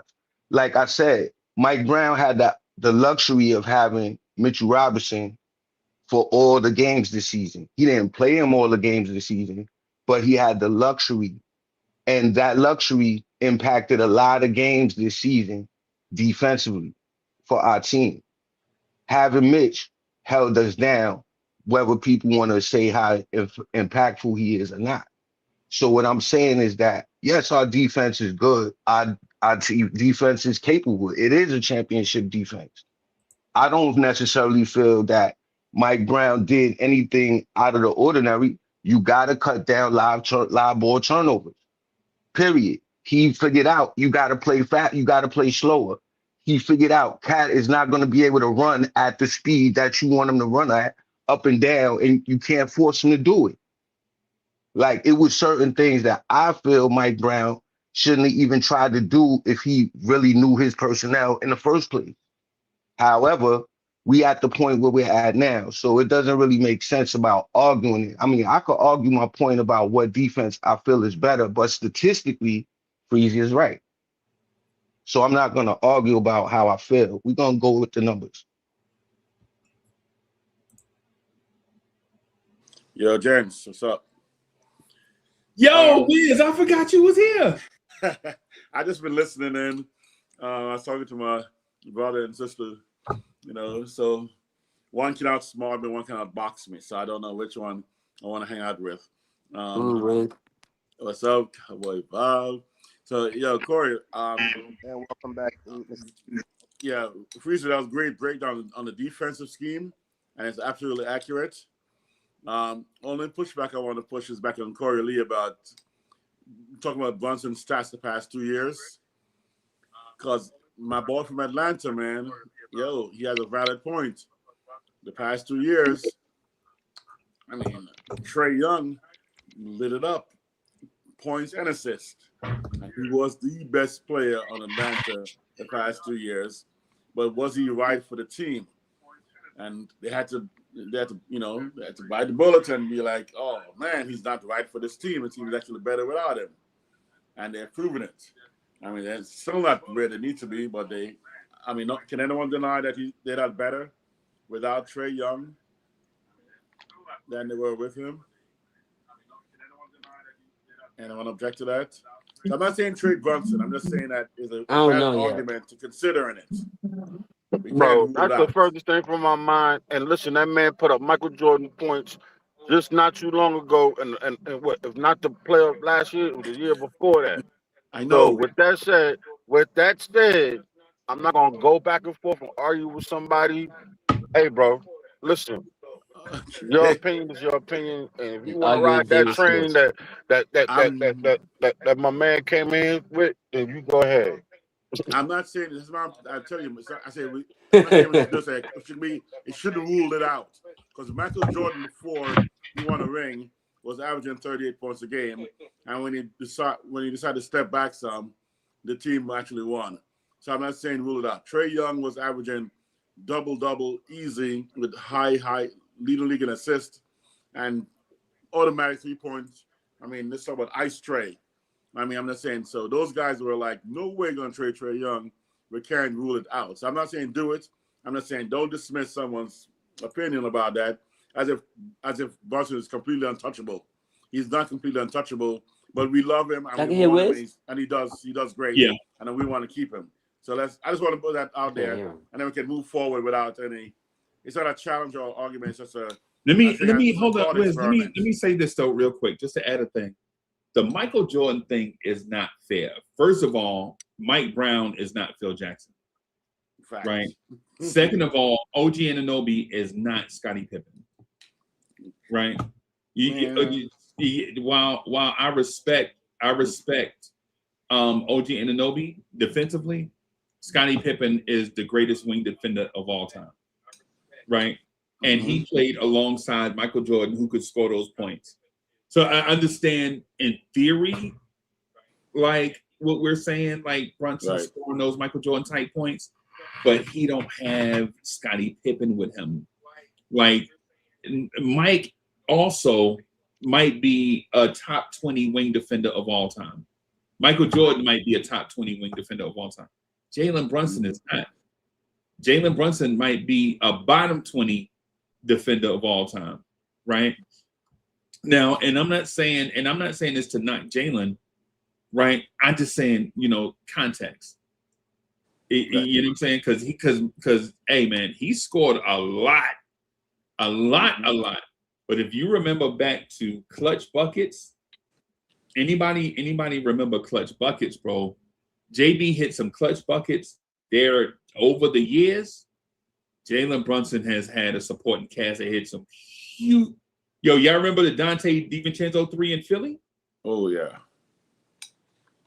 Mike Brown, not Mike Brown, but Mike Breen almost ran on the court. Remember that? Bang! Like he legit jumped out of the booth and almost ran on the court. He was so excited. Right? So I respect Jalen Brunson, right? I don't want to trade JB. I just think there's a time and place for everything. Like you don't have to have that goal meter on. Like, I don't care if Jalen Brunson takes 25 shots a game. I don't. If you want to take 25 shots, take them, right? But man, you got to keep your guys in the flow of the game too, though, bro. When guys are wide open, pass the ball, man. Dog, pass the ball, bro. Like I don't care, JB. You want to take 30 shots a game? If Mitchell Robinson is open under the rim, bro, pass the ball to Mitch. Like when Deuce McBride is open in the corner and you on a heater and you got two people on you, pass the ball to Deuce in the corner. We don't care if you have JB can take unlimited shots. Just make the right basketball play, bro. Yeah, my only pet peeve is with JB is that self-imposed prison at the midcourt line against the sideline. That's the only one I have. I'm like, why are you in that corner when you can't pass over those guys or sometimes around those guys? And you got the midcourt and the sideline defending you as well. Yeah. That's the only thing. I'm like, go deeper. Don't say those high picks really defeats the purpose of sometimes the pick in most cases. So that's the only pet peeve. Other than that, again, I'm a JB hive. I'm like, shoot when you want to shoot. When he's on, he's on. And when he's not on, he's going to get on. So I'm going to be defending JB to the end of the earth. I mean, he's the man, just like Randall, that brought New York into significance, into relevance. And so, just like Randall, I didn't dislike Randall. I think Randall's one of the best power forwards in the game. And I would love Randall on the team. But sometimes a move needs to be made in order to take the next level up. And in this case, I think I wouldn't do it for JB, but I knew Randall, it probably was time the way we're using him. And I'm right now, the way, if Cat keeps on doing what he's doing like this, everyone who talked about who's going to replace Randall's 25, 10, and 6, yeah, there's a guy named, Karl-Anthony Towns. There's a new sheriff in town, and he's doing 20, 10, and 10 with defense with some ferocity that I didn't expect that he had at all. Okay. But yeah, man. Go ahead. So Freezer, yo, what you think about your your Bears, man? How y'all doing the draft this year? How'd you feel like how that go? Ooh. I'm gonna trust the organization, bro. Wow, that does not sound like.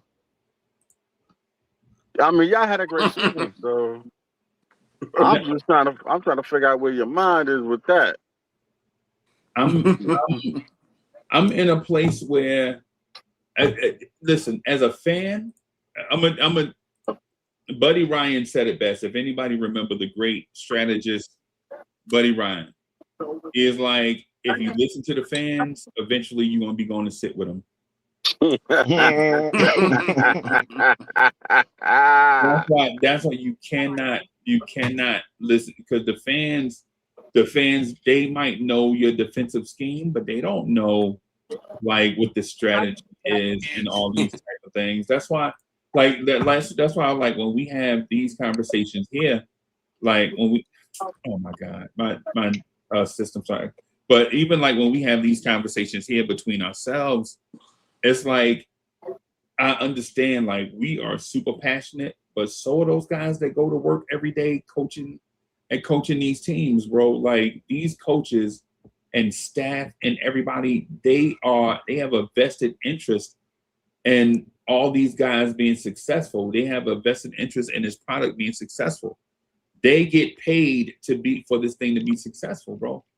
And so when it comes to like the Bears front office and who they draft, even though I may draft a different guy in a certain place and agree with them on another pick or here or there, I'm not inside the building and have access to all the stuff that they have access to.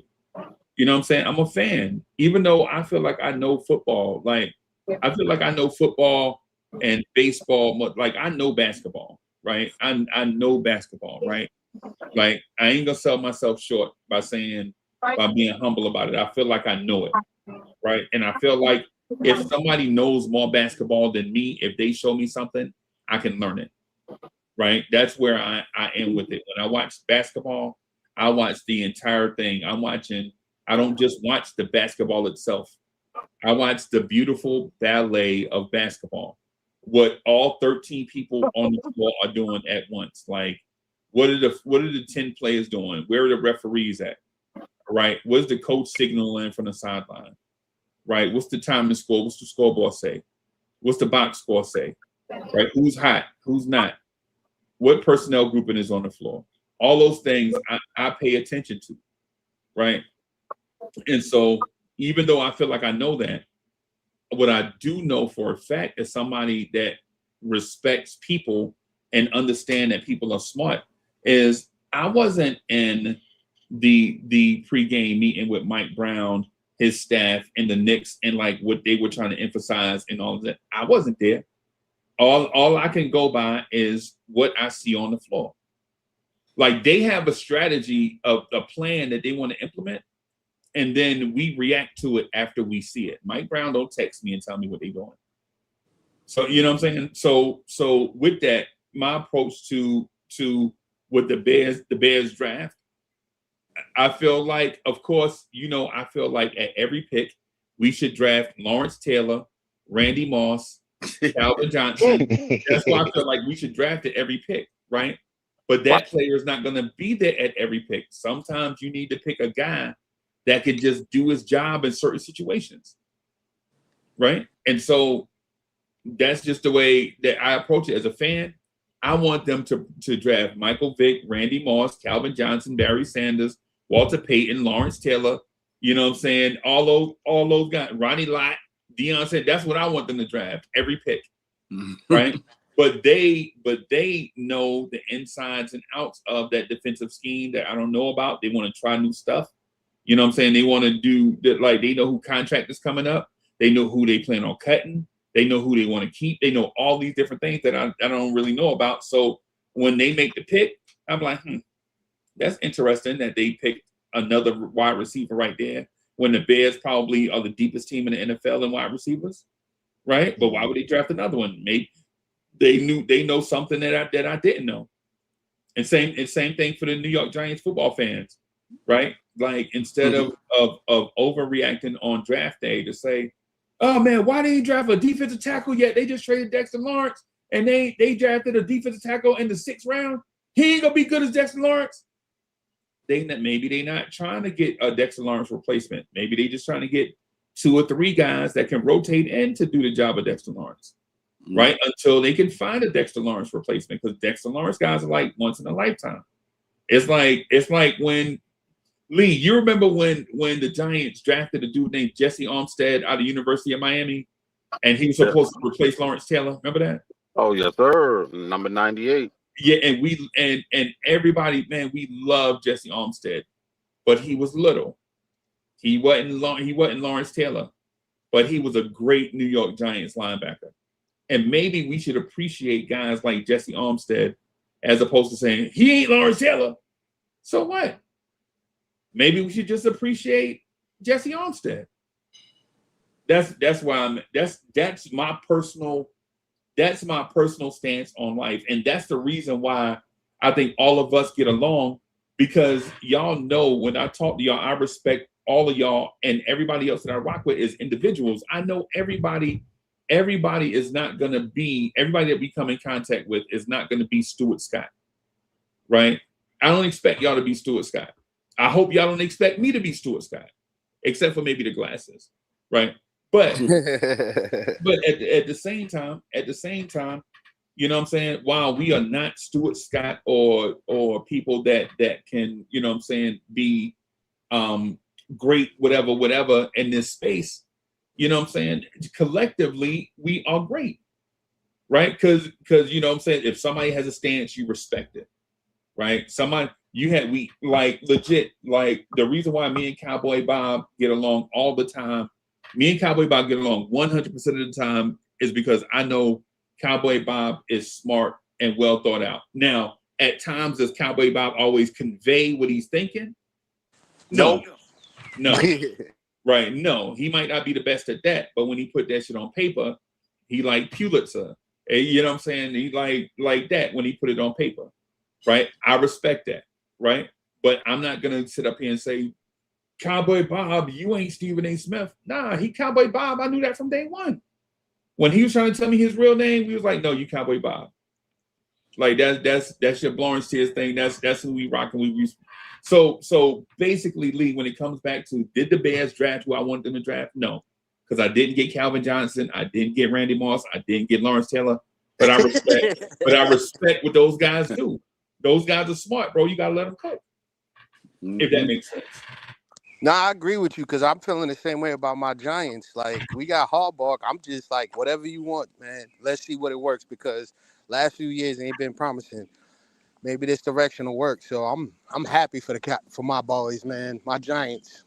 Yep, me too. The Giants are gonna do it this year. Super Bowl. Now, I don't know about all that. I ain't say all that. I just want to see it work. We still ain't By got the a way, quarterback. There's a lot of stuff we got to work on, but Harbaugh knows how to make it look good. That's what I want to see. Just real quick, Paris Duggan, thank you for the generous. I mentioned super chat. Go ahead. You got it. Salute family. Brunson has no ankles right now. That's why he's not shooting or guarding or penetrating well. I can't be on this train in attacking Jalen Brunson. Yeah, man. JB, yeah. JB is our guy. Can he pass a little bit more? I think we all think he can pass a little bit more. And Paris Duggan, thank you for the generous contribution. Real talk, JB won game 3 if Brown coached it right. Right. Down the stretch, he's talking about Deuce guarding C.J. McCollum instead of Josh Hart guarding C.J. McCollum. Yeah. But the thing about Paris, like, I'm gonna just say this: the strategy was correct. Deuce McBride defended his behind off. A taller player hit a great shot over a shorter player. That's it. Deuce McBride was damn near in that man's jersey, bro. Damn near in that man's jersey. I don't think Deuce could have defended that any better. The only thing is when you have a 6'4" guy shooting over the top of a 6'1" guy, in that moment, he just hit a great shot. But Deuce was there. It was like, Wiz, you old enough to remember the catch by the White Clock? Remember that catch the White Clock made in the end zone? Oh my goodness, yes. Everson Walls was right there, bro. Everson Walls was. You remember Everson Walls? Mm-hmm. Everson Walls was right there. Hey, Lee, you remember he played for the Giants too? Yeah, he's about the Dallas Cowboys. He played, but he won a chip with the Giants. Yeah, Everson Walls was right there, bro. What can you do? Because if you foul them, they win anyway. Mm-hmm. You put him right there on the one. Yeah. So, it's one of them things, man, where as fans, I know we get super dialed in and super locked in to the result, and we question after the result is over. If the result is not to our liking, we question the strategy. But if the play worked, we don't question it, right? What I would say is this: even though y'all know Mike Brown was not my guy, and I don't have to say that a million times, like I'm not gonna bash that brother. You know what I'm saying? It's hard enough for brothers in real life to win. Mike Brown has the Knicks job. You know what I'm saying? So I'm gonna just leave that part where it is. I ain't gonna get into politics and all that. I'm gonna leave that where that is. But at the same time, even though he wasn't the person that I wanted, if other people wanted to be here, they would be here. If Jason Kidd wanted to be the head coach of the Knicks, he wouldn't have accepted that extension from the Mavericks. Yeah, Wiz, you remember that, right? Remember, he accepted the extension from the Mavericks, bro. When they were talking about it, he just took the money. He was like, Dallas offering me the bag. Why would I leave here? You know what I'm saying? And then, you know what I'm saying? Just giving me the, whatever. Right? And the thing is, I wanted Taylor Jenkins, right? Taylor Jenkins, and maybe I was wrong because Taylor Jenkins went the entire season without getting a job. He just got the job in Milwaukee. So clearly the NBA felt about Taylor Jenkins how the Knicks felt about Taylor Jenkins at that time. Right? So it's that, man. He here. You know what I'm saying? He's here. And, I'm personally going to live with the guy. Like when I wanted Tom Thibodeau to be hired as the coach. I was like probably the only person that wanted Tibbs at the time. Right? There are a lot of names being floated out there. I wanted Tom Thibodeau to establish the culture. Tibbs was here. He was a great coach. He brought us out the mud.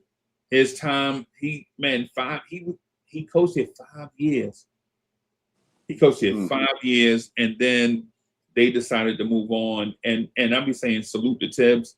Now, he did some stuff that I didn't like, right? Like he didn't develop rookies, right? Which would have made it easier for us to make trades, because when you have more valuable pieces, you basically have more attractive pieces, more attractive trade chips. But he not here. So Wiz, he not here, right? So I'm just saying, hey man, salute to that guy.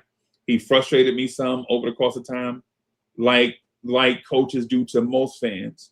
Bro, if y'all listen, have y'all heard how the Golden State Warriors fans are talking about Steve Kerr right now?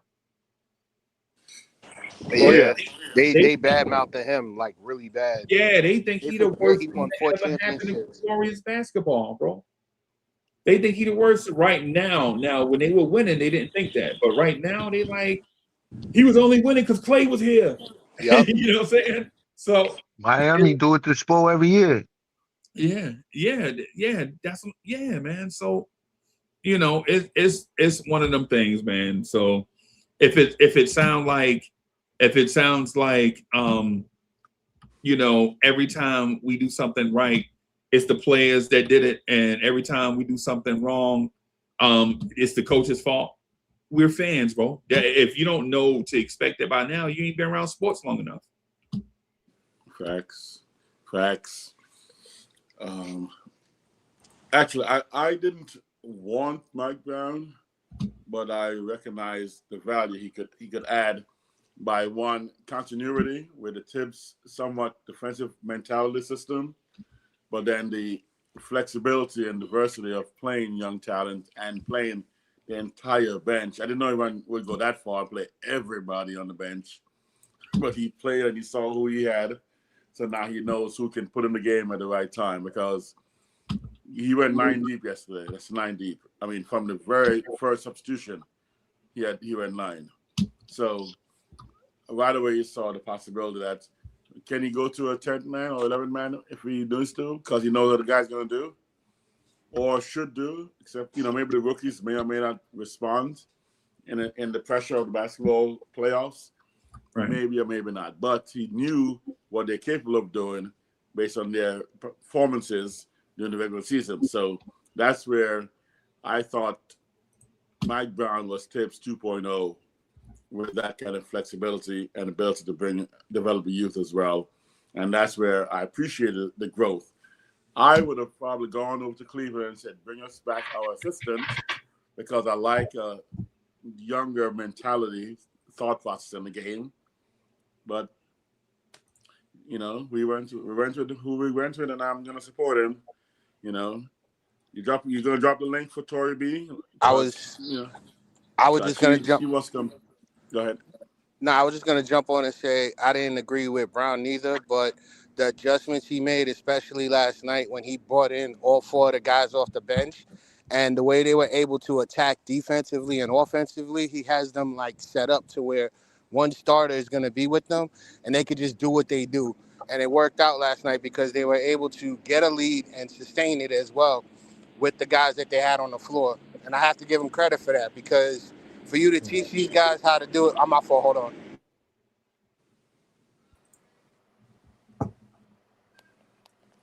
Hey, what's up, y'all? Hey, I'm gonna sit backstage for a little bit so I can let my people rock. Just so the thing won't glitch up. But y'all go ahead. I'm here. I'm sorry, I just had some noise in the background. I had noise in the background. I didn't want to be rude, but what he did last night with the defensive scheme of bringing in the 4 players, Clarkson, McBride, Alvarado, and Robinson, and how they were able to attack defensively, I have to give him much credit, because that takes overtime. And the fact we had Alvarado for a half, the way he was able to use him defensively and get those steals, he had I think 2 good clean steals off of McCullers, and even with Josh Hart created 4 turnovers on McCullers. They had basically was able to create 14 turnovers, 10 of them by the end of the first half. So to me, I just got to give him credit on how he actually developed the bench. And I didn't think he did, but he developed it to where I noticed it yesterday that they were able to do what they were able to do. And I got to give him credit for that. He taught me something that I didn't expect. And as a coach, and actually, as a fan, that's what you want.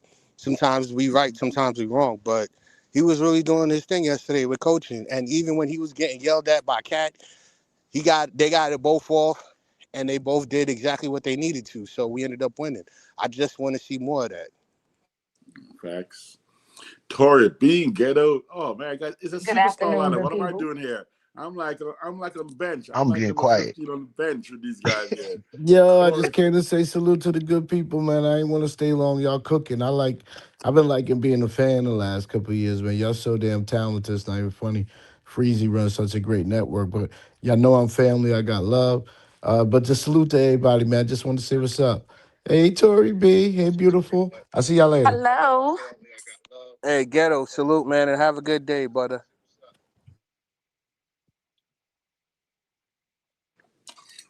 I see y'all on the Mike Brown Love Fest today. Whoa. I said I was wrong. That's what I said. I'm not on a love fest. I said I was wrong because he did things that I have to respect. Yeah, we can hear you. Yo, I can only hear you, B.O.B. Yeah, go ahead. Queen Tory B. Oh, She dropped. She couldn't hear us. Yeah, I don't think she can hear us. Okay. But again, I'm just giving the man his due. I ain't like in love with him or not. Now, if he won us a championship, yeah, okay. I'm hugging him. I'm giving him the biggest teddy bear. Yeah, we boys. But until then, he's made improvements, and I was wrong in saying that he shouldn't be the Knicks coach. That's all I was Right. saying. I mean, He got more to teach. The reason why here comes the Queen's back. The reason Yeah, why. I don't think y'all can hear me before. Oh yeah, we could, loud and clear. Go Oh, ahead, okay. Queen Tori B, the real Queen B. El Good afternoon, Presidente good of El people. Good Duce afternoon. Clube. El Presidente, go ahead. Yeah, y'all was on a Mike Brown Love Fest. That's not normally where I'm at, but I won't say nothing bad about him today. Except for games 2 and 3. I won't say anything bad about him either. I just want to mention those games. No, But hey, I was just going to read this real quick. Y'all It's can like, still thank hear you, me? Paris Duggar, for the generous contribution. Freezy, CJ I can hear gestured you. Deuce was too small the game earlier that game. That was a OG assignment or Sochan. yeah, I agree. I agree with that, and the fact that we know we have even another bullet in the chamber with Sohan, that shows what Mike Brown was brought in for, in my opinion. Again, I'm not in the love fest territory. I mean, I'm still there. I'm trying to come into your dungeon also. I'm considering it because I know games 2 and 3 still have me going. Why are we going to be going to game 6 when we could be resting and watching Boston and Philly bang each other apart? But man, the fact that we know we have a couple bullets in the chamber by bringing a Sohan out who's showed us what he can do defensively, and we got a young cat, named Diawara, who maybe maybe under the lights he may or may not shine, but we've seen what he can do, and lights are not as bright, but it's still MSG lights, which is bright enough, and he's performed. So I'm not at a Brown Love Fest because at games 2 and 3, if I was in love, that's to strike 2 I'm gonna jump right off now and try for to me, come and back I'm in. not. I can't hear y'all. I had the same problem. Mm. Ribby, you here, and Corey? Oh, I'm here. I'm letting y'all go. Y'all good. Y'all go Oh, ahead, man. okay. I don't want to dominate, because because Nah, I Nah, but tell y'all. you, this is actually 718. The 718. I'm 818 in LA, and now I think I'm in the. I went from 718 to 818, and now Oh wow. I'm not in Miami. I'm not in Florida. hey, Toy, can you hear us? Yeah, I can hear you now, but every time Freezy jump out the stream, I lose sound. Every time. Y'all can hear me, right? All right, Yeah. I'm gonna just stay right here then. I think you're twins. I think you and Freeze are twins. Even joint twins join at the hips. Okay, Latoria. now I can hear everybody. Uh-huh. Okay, so no more Mike Brown love. Let's go No, to y'all the could other show that man details. love. He deserve it. I'm not doing it today. My thing is I'm not gonna say nothing bad. No, it's not love. It's just we give him a flower. Not even flowers. We give him a flower today. Just And one you know, He flower. deserve and he you know what's deserve all the crazy too? The flowers. He fact coached that he they were coached a great complaining game. about earlier throughout the game about how Brunson and Cat had to be off the court at the same time. They actually made it work when they were in tandem, even though Brunson's having a bad shooting series. But I just think, to be honest with you, like, we've even seen great players have bad playoff runs. So I'm just gonna knock this one off because in the last 4 years, Brunson has been doing really, really well in the playoffs. So like, even last year, like, this will just be his bad first start. Maybe he'll get into it, next game or something and start going back to being who he is. But when you are shooting, you got to be able to maintain it. And some nights you're just not going to have it. He just had 4 games of bad luck. But I'm not knocking Brunson for that because he shows every night why he's the captain. But I got to give credit to the two secondary scorers in OG and Exactly. Cat. Both of them actually stepped up to the point where if you look at Cat's assists last night, I think 6 of them came from OG cutting to the basket and Yep. doing curls as well. So when you look at how they were able to create offense just off of doing basic, simple basketball moves, and it wasn't even that. He also even got Clarkson on a cut to the basket at the top of the free throw line. Like, the way they were able to use Cat the right way to get him involved to help the team get a 13-point lead to it when Brunson came back, we held the lead the whole time with 9 men. We didn't have the struggles we did the previous 3 games. So the adjustments they made coaching-wise, I got to give them credit. And the players were ready to play. They all were angry. They all were ready to argue. You saw Josh Hart. He got like probably 3 technicals if we look at it after he did that delay game. And then he had the technical for talking. He should have got another one, but it's a good thing Alvarado ran in between them and was talking to the ref to distract him. So it's like how they're playing and how they're acting amongst each other.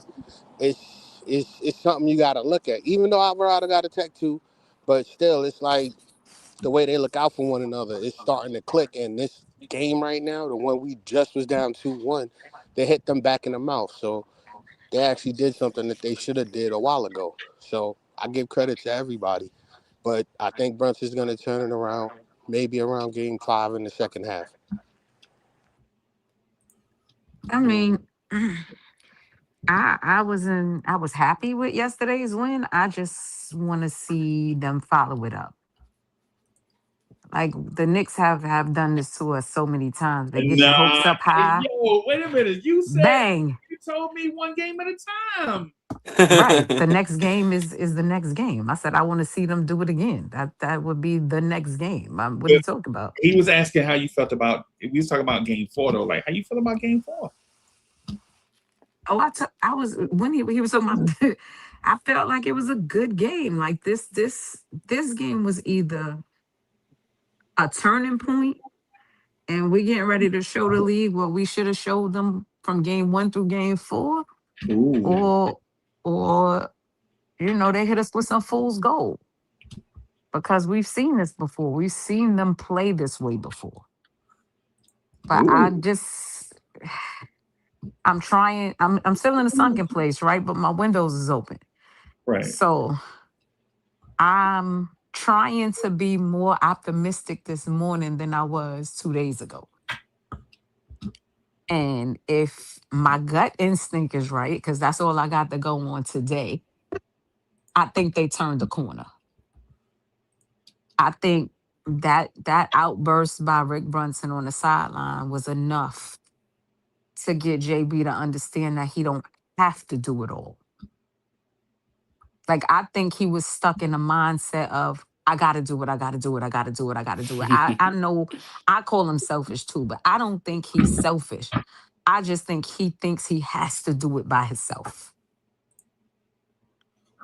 And I think if I'm right, Daddy Brunson yelling at him should be enough to get him to realize that you got a real team around you. You can lean on somebody else. So let's see. Let's see if they could repeat this in game 5. Because if it has to be desperation every time for them to play well, we should just pack it up now. True championship contenders play basketball like this every night. Not just because their back is against the wall. So we'll see. But I think they played great team basketball yesterday. I think they did a good job of getting everybody involved. I think your boy, because he ain't my boy, Mike Brown coached one hell of a game. I still don't like that Mitch is not getting more minutes, but it wasn't necessary yesterday. Like, he made all the right moves. But we'll see. We'll see what happens. If this was a fluke or if we could sustain it. We'll see. I'm hopelessly optimistic.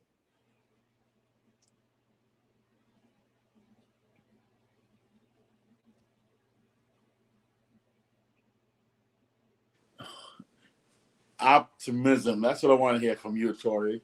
Optimism. That's what I'm talking about. There's light at the end of the tunnel. Can you hear me?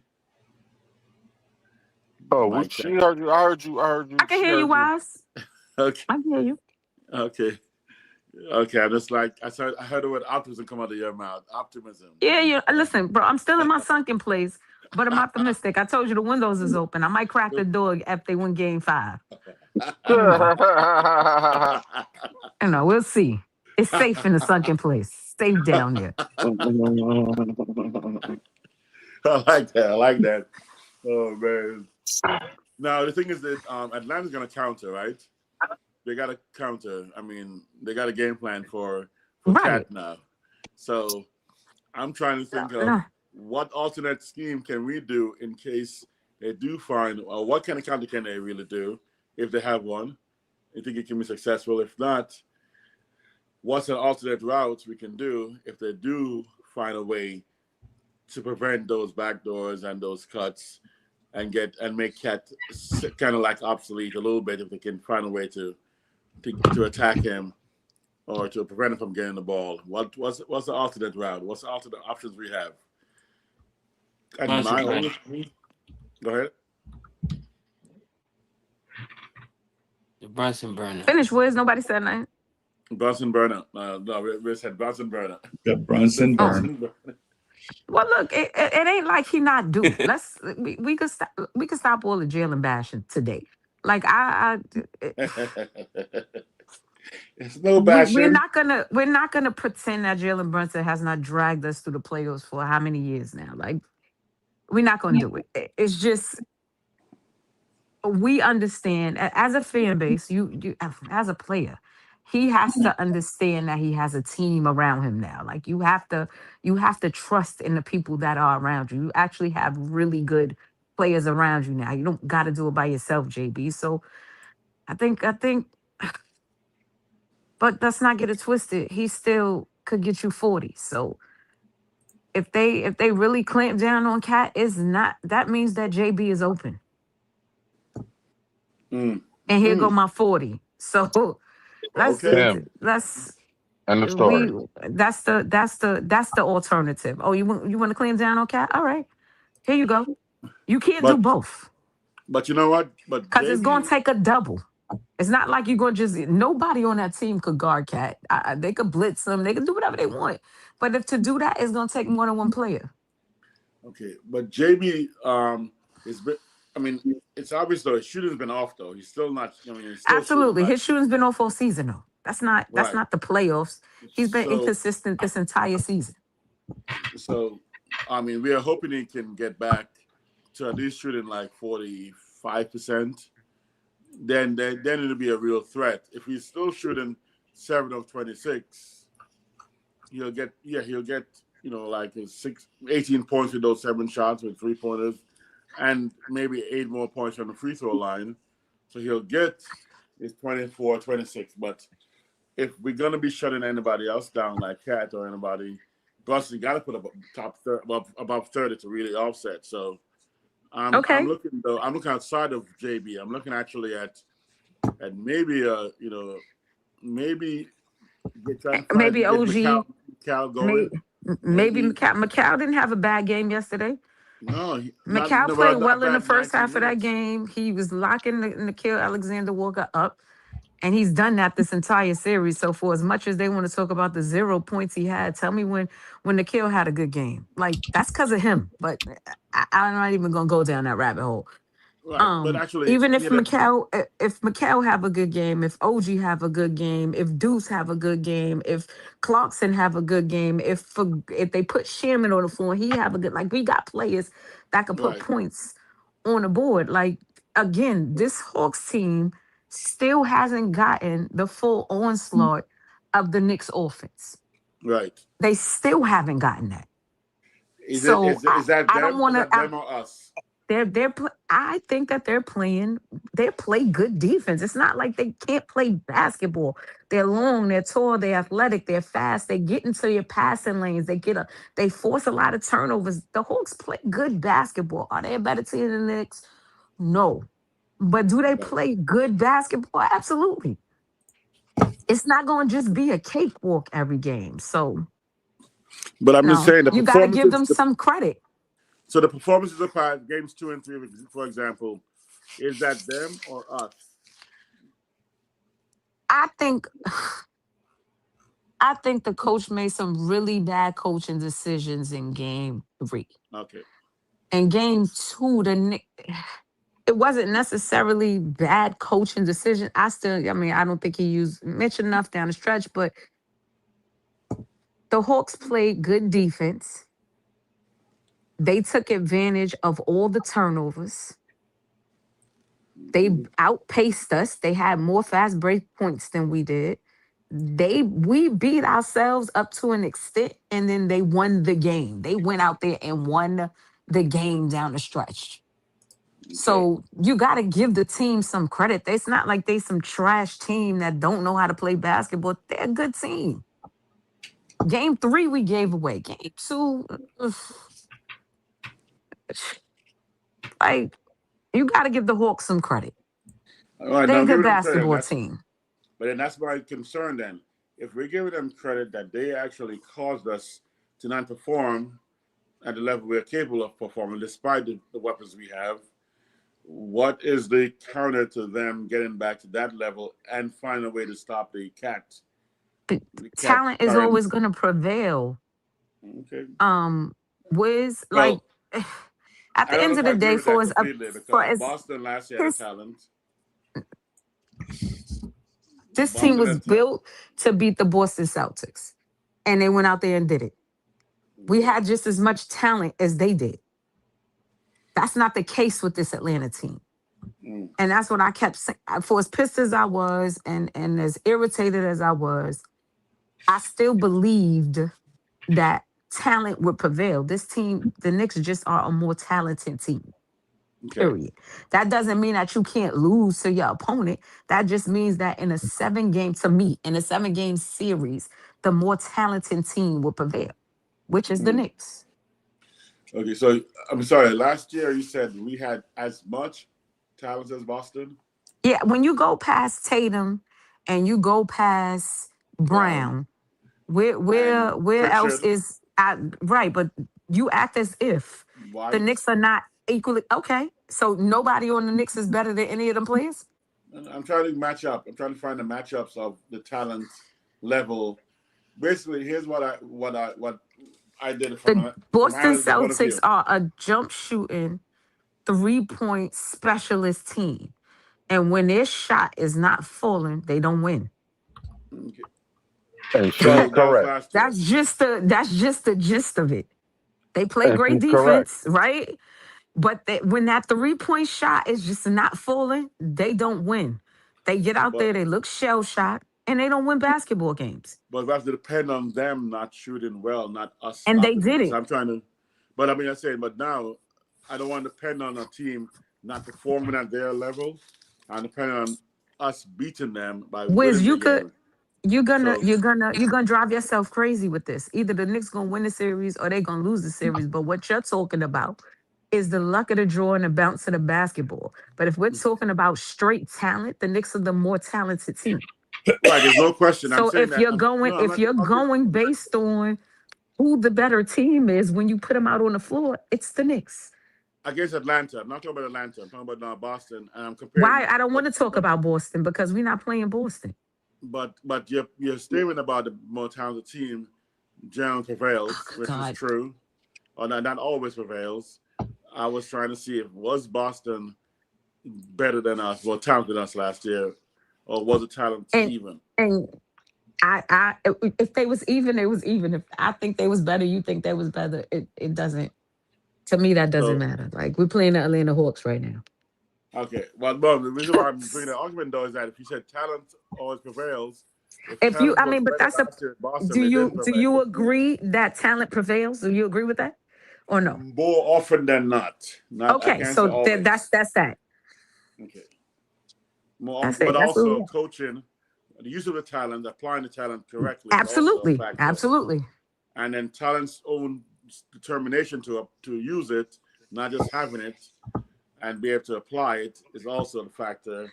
So there are 3 rounds to it. One is we win on the talent, are we going to win on the coaching, and are we going to win on the determination to win, the drive, the ambition? Because talent without ambition is nothing.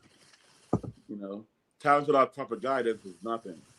So we're gonna win on who puts in the most ball balls in the basket. That's how we're gonna win the game. Period. End And, story. and also, Right, because I feel like this is before, getting dragged out. yeah, This is and good. Yeah. also, Like, where you And going? real quick, also Where you going? real quick, Wiz, let me just tell you, you saw it tonight. Look at what happened when Cat was in the high post. Who was he passing to? He was passing to guys that were cutting to the basket and getting assists. That's how we could beat them when they try to shut down Cat. When a double team comes, he will go ahead and then pass it out. That's how we were doing it against them before. Now the question is, are they going to do a double team and then cut off the passing lane the way they're going to force Brunson to shoot? That, it goes right into what Tory B was talking about. He could drop 40 on you. But then even if you do that, if Brunson decides to pass himself, you can then still get everyone involved. But the issue is the Knicks are still a better talented team when they play as a unit. It's just they had struggles the 2 and 3 games. But if you really look at it, that's how they're going to beat them. They're going to beat, you can't beat Cat because one, he's the tallest person on the court. He's going to be able to make passes. So 2 other defenders that are going to come to him, you're So going now to that we find got game somebody 4 out the open. way, how everybody feel about going into game 5? Y'all think the Knicks could do Exactly. this again? Yeah, that's Or what I'm like saying. me, Because y'all on the fence? I think they could do it again because I'm gonna say they could do it again because they were mad. They looked angry. They looked like they wanted to be there and they wanted to play. So I think that when we get back to New York, now they have the home crowd, they're not gonna be comfortable. They're gonna come out with an attitude and try to hit Atlanta in the mouth early. That's what I want to see because that's what I was seeing towards the end of the third quarter and even in the fourth quarter.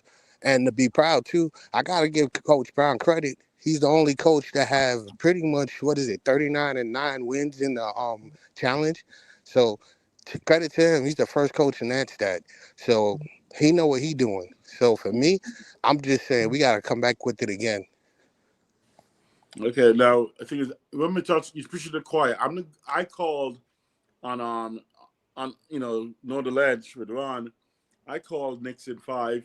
I said 5-5-5-5. And I'm doing a Mo replay of 4-4-4 back in the 80s.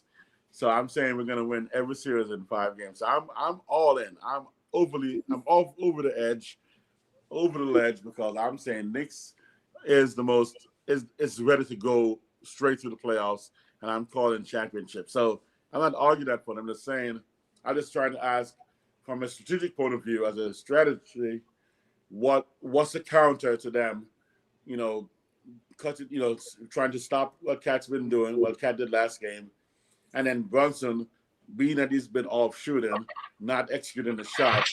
If that is there an alternate plan to those 2 possibilities? And those 2 are strong possibilities. They're not like, whimsical thinking and hopeful thinking and wishful thinking. These are actual possibilities that a good coach with 2 or 3 days of prep is going to be ready to say, how can we stop or at least slow down what happened yesterday? And if that is put into play in a way that does limit Cat from doing what he did yesterday, whether it's stopping him from getting the ball, or when he gets the ball, find a way to truly harass or cover the players in a way that he can get that outlet pass. And the only pass to go back to Brunson for a Brunson burner. And Brunson is not doing what Brunson does or did the past 3 years. But this year so far, it's looked like he's had some challenges with his ankles and he's in pain and his knees are hurting and all those things are happening. Whatever it is, if those 2 things don't work, is there an alternative plan? And I just want to hear you guys' ideas. So if there's no ideas and so we're locked in that it's going to work, then we're locked in. I'm cool with that too. I just feel I you mean, don't Wiz, think if you they're gonna think do it. we championship bound, then you believe the burner's in full effect. Yeah. No, actually I don't. I don't think we need Brunson to be in full effect to win the championship. And you don't believe we're championship bound? No. I think we're championship bound, and I don't even think we need Brunson in full Brunson burner effect to win it. I think we But can you win it. do because his floor spacing So and what wait, he what are you're asking? What are we gonna do if Brunson That's not what he's saying. isn't? No, I'm that's not what he's asking. saying. No, that's not what he's Freezy. saying. We got to listen. That's not what he's saying. Yo, bro. That's not even close to what he's there is a little bit of an accent, right? Hold on. Yes. And a little bit of distortion. So when I'm asking the question, it's because I didn't hear everything Wiz said. We don't, but Tori B, I don't care about that. That ain't what I'm talking about. Right? I'm not saying that you did something wrong. I'm not Right? saying you said I did something Yeah. wrong. I was asking because I couldn't hear. So listen, that's just Yo, not bro. what Wiz said. The point is that Jalen Brunson doesn't have to play hero ball. Is the thing that Wiz is saying. He can contribute at the all-star level, right? But he don't have to take over and jock out teammates. Is the point that was made. That's Which the is the question I was trying to ask before you told me that's not what he was saying. But I just reiterated what he said. So why are we still talking about asking a question? Like this is just what Wiz said, and I felt like he said it in a way that was palatable, and I think somebody wanted to argue with Wiz. I didn't want to argue with him. I legitimately And I couldn't hear what the man fully said. So I had to ask the question again. And I feel like now you want to argue. No, that's where we at. Wiz is my guy. Wiz is my guy. Wiz is our guy. Now, listen, Wiz is my guy, and I defend everybody. This is not me pushing people away in order to protect one person. I do this for all of y'all. Y'all know that, right? The thing Wiz is saying is Jalen Brunson, do what Tory B said about 20 minutes ago. That's what Wiz basically said, the point that you just mentioned before Wiz said something. That's what he was saying. Like, you don't have to be, this is hilarious. You don't have to be a superhero. You could just be the all-star that you normally are. We're not trying to kick Jalen Brunson back in. We know that. But at times, Jalen Brunson does not know when to put that cape on and when not to. He don't know when to be Clark Kent and when to be Superman, right? When to put them glasses on and then when to just open up his shirt. This team has proven if Jalen Brunson is Clark Kent sometimes, they can still win like they did last night. Mm-hmm. Wiz, is that not what you were saying? Right. And so you kind of answered what I was asking them, because my question was a counter to the cat-centric offense that kind of brings it back some enough to potentially really compete against them is to go to Jalen Brunson. But their statement was that he puts up 40. And I'm like, no, what if he's playing at what's been happening, 40%, shootings potential. And the next move, which I think what you're saying is he doesn't have to put up 40 when he goes back to him. He just needs to then swing the ball and find an opening somewhere else. So it's not just, cuts to, or back doors from OG or cuts by Hart and Cat's find all those guys, because the counter to those could be in play right now with those guys with a couple of days by a good coach. So now that he goes, you know what? Oh man, I gotta go back to Brunson. What's Brunson gonna do? And you guys say, oh, he's gonna put up 40 if they try to, double Cat and stuff. And I'm like, yeah, that's a strong possibility. But if he's shooting 7 for 25, that's not gonna be 40 points. So there has to be another move somewhere we gotta make. And I want to know, where's that move? And more than likely, I think you're saying, Freezing, is Clark Kent finding another opening. Maybe it is that that Cat does a roll and is or Mitch is rolling right into the basket. Whoever they're gonna find, and it's alley-oop all day by Brunson, which we've never really seen in any mass capacity. But there are other options, and I was just trying to brainstorm with you guys. What's the counter to their counter if Brunson is not putting up 40? And that's all I was asking. And I kind of see, in a certain sense, you just answered it, Freezy. Clark Kent is going to still perform and help us win without having to put up 40. Because 40 is Superman. Right. 40 is Superman. 8 for 25 is Clark Kent.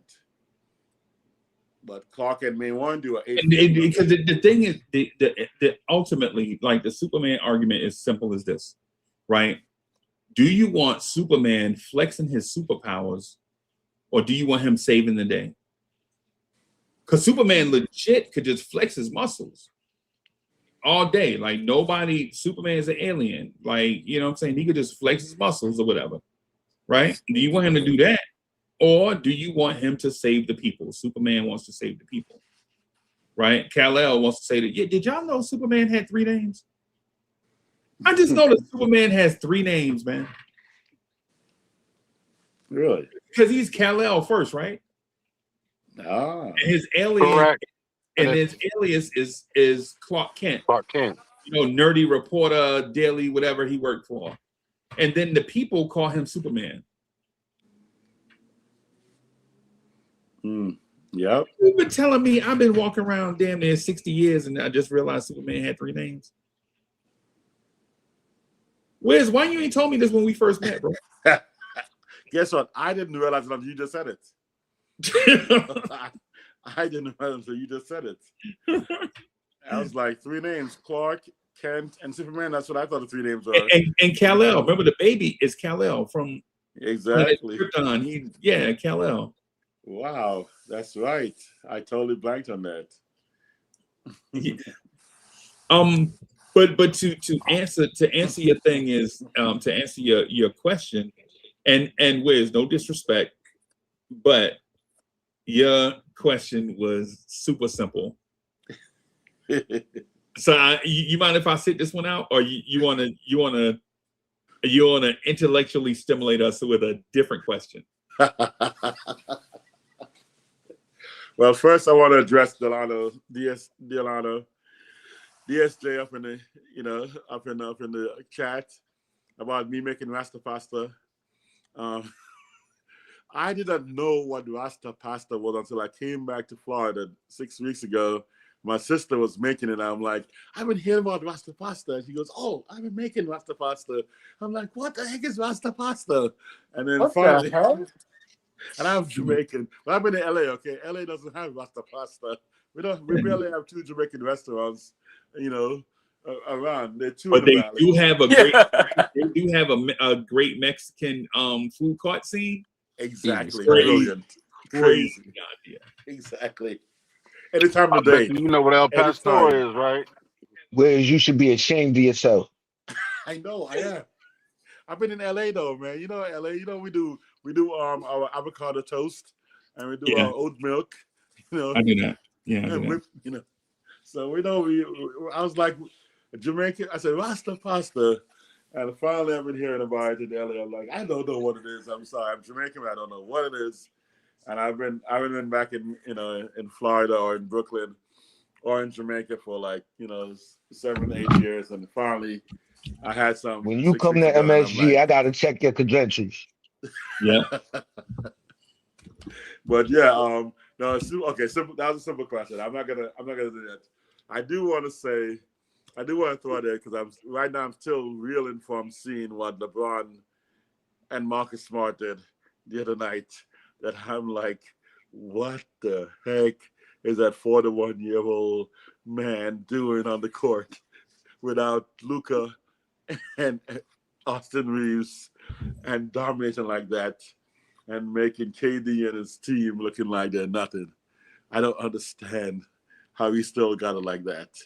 And whoever is doubting that man, whoever still dislikes him, I think Knicks Nation, I just gotta say, gotta respect him though, man. Because that is serious stuff, and I want that kind of talent on this team. And you know what? Yesterday, Cat kind of did, without all the dribbling skills and talent of LeBron, he kind of did what LeBron did. He orchestrated that entire offense and just watched guys, oh, you're moving on, here's the ball, oh, wait a second, I can drive. Or maybe I can just take a 3-pointer. And he kind of did a little LeBron-ish kind of performance yesterday. And that's a compliment to Cat. So for those who hate LeBron, shout out, get him intellect. Yes, sir. So to Wiz's point about Jalen Brunson, I think Paris Duggar mentioned something about it in the chat, and I missed it because for some reason I was talking when I should have been listening. Right. My thing is with JB is an all-star starter for a reason. He's a great NBA player. He's a great person so far that we've seen, right? We have no other reason to think that JB is not salt of the earth, right? At times, the basic play is there to get others involved. And JB is like so dialed in to being a scoring machine that he just stays scoring machine. He just stay aggressive. And so at times I blame him, and at times I don't. Like if he was a legitimate shooting guard, I wouldn't blame him. But when you're a point guard, I'm like, hey man, Mitch is wide open under the rim, and now Mitch is frustrated that you didn't even give him a look. You know what I'm saying? Like sometimes it's like these basic plays, I know you want to heat up, but you gotta trust these guys, bro. These guys play their hardest for you every game. And you're taking a contested 3 over 2 people and you hit it. You hit the shot, but Mitch was open under the rim for like 2 seconds. He worked the whole play to get open, and he was open for 2 seconds under the rim, and you didn't even give him a look. Right? That means next time down the floor, is he gonna work just as hard to get open? Because you might not give him a look again. That's my only thing about JB. That's the only thing. Now, in terms of winning, listen, y'all don't know this yet. And I want y'all, this is for the chat and for the panel. Y'all don't know this yet, but the Knicks are in a version of the 90s Knicks. We're in the middle of it right now, but y'all don't know it yet, right? Because we're not 10 years in yet, and JB hadn't retired yet or moved on to another team yet. But right now, the Knicks are in that 90s Renaissance era. Right. This era legit may last longer than the Knicks championship window that lasted from 68, 69 to 74, 75. Right. I think that window lasted maybe 7 years. This window with Jalen Brunson might last 10, 12 years. We don't know it yet because we're in the middle of it, maybe about 40% through this time. Right. So all of our criticisms and critiques of every play, every moment, every year, every playoff win, every playoff loss, all of that stuff, it seems like is dire. And I said window, right? But I probably should say more like maybe window is the best term. Like we're in a place where the Knicks are going to be a 50-win team for the foreseeable future. We don't see this team in the foreseeable future winning 38 games. If everybody's healthy. If everybody's healthy, there's no way this team is going to be a 38, 45 win team, right? This is a 50-win team, right? But at the same time, we're at that place where all we think about is championship. Like we're not thinking about draft picks. Like legit, the draft is in 2 months, right? And y'all not talking about draft picks. Y'all not talking about free agency. For the most part, y'all are not talking about trades. We're talking about what we can do to win the championship this year. So I do have an appreciation for where we are right now. I do understand that even if we don't win it this year, we still going to be competitive next year. Do I want to win it this year, though? Do I want to win it this year, Wiz? I feel like this is our year, dog. I feel like this is our year. Detroit is down. A random lottery team 3 years ago was the number 1 seed in the East this year. Exactly. Right. And now they're down to a perennial play-in team, 2 games to 1. The Celtics in a gap year. And y'all know what a gap year is when your best player has a season-ending injury, and that season afterwards you got to play through it. The gap year before your best player gets back to 100% health. The Celtics in a gap year was a number 2 seed, right? And the Knicks are completely healthy. The only difference is they changed coaches, right? But changing coaches can't be an excuse because Kenny Atkinson took the Cleveland Cavaliers in year 1 to the number 1 seed in the East. Right. Our concern is this. Can we figure out the strengths and the weaknesses of all the players that we have and have their chemistry be at least 90% of the time? Right? Like as opposed to having say OG Anunoby be your fourth offensive option because Josh Hart is shooting the 3 now, and Cat is a scorer, and all that stuff. JB is going to do him. You know what I'm saying? What I would say is let these guys figure out who they, because OG's a monster. Did y'all see OG in Game 4? Yeah, I did. If we get that from OG every night, then even in Game 3, the limit. The only thing is OG can't be that every night because we don't always share the sugar. Like we don't always get others involved. We don't always trust our teammates. That's one of the things that, because OG Anunoby is a $40 million player, and he's that for a reason. Like Bridges is a $38 million player, and he's that for a reason. Cat is a $53 million player. He's that for a reason. You know what I'm saying? This is not like the Brunson 5, where one guy is super dynamic and everybody else is along for the ride. Whereas you see how I said Brunson 5? I just made that up in real time, bro. the Brunson 5. By the way, my question though to you is, I know you want to win it this year. There's no question. There's no Knicks fan who doesn't want to win it this year. The question is, do we need to win it this year? Because what you're talking about, and that's just East alone, is teams are getting stronger and stronger and will be just only even on experience alone. Next year, a more experienced Detroit, a more experienced Orlando, maybe even more experienced Charlotte. And the Wizards. Don't sleep on the Wizards have Trae Young and Anthony Davis. Okay, forget about the Wizards. Don't forget about the Wizards. The Wizards have all them young boys, those young wings, and they got 2 veterans. They legit traded Chris Middleton. In theory, they traded Chris Middleton and Corey Kispert, basically, and got Trae Young and Anthony Davis. And they got draft picks. Oh my goodness. And they got draft picks. Well, and in 2030 they'll be. We see what they are in 2030, but I'm talking about next year. But that's next year. This year is a different story. This year, right? This year, are we resolved to the fact that the Knicks have enough talent to beat anybody in the NBA 4 out of 7? And I think we do. I agree. Right? I think we not just want to win this year. I think we kind of need to win it this year, because I'm more afraid of next year. 6 teams next year that I can name off the top of my head that I'm going to be more afraid of, where I'm not currently afraid of them right now. So that's why I want us to win it this year in order to be established as the champions coming in next year, and not be worried that, oh my goodness, we're same boat as those other guys who've not won it in decades. And I'm talking about Orlando, talking about Detroit.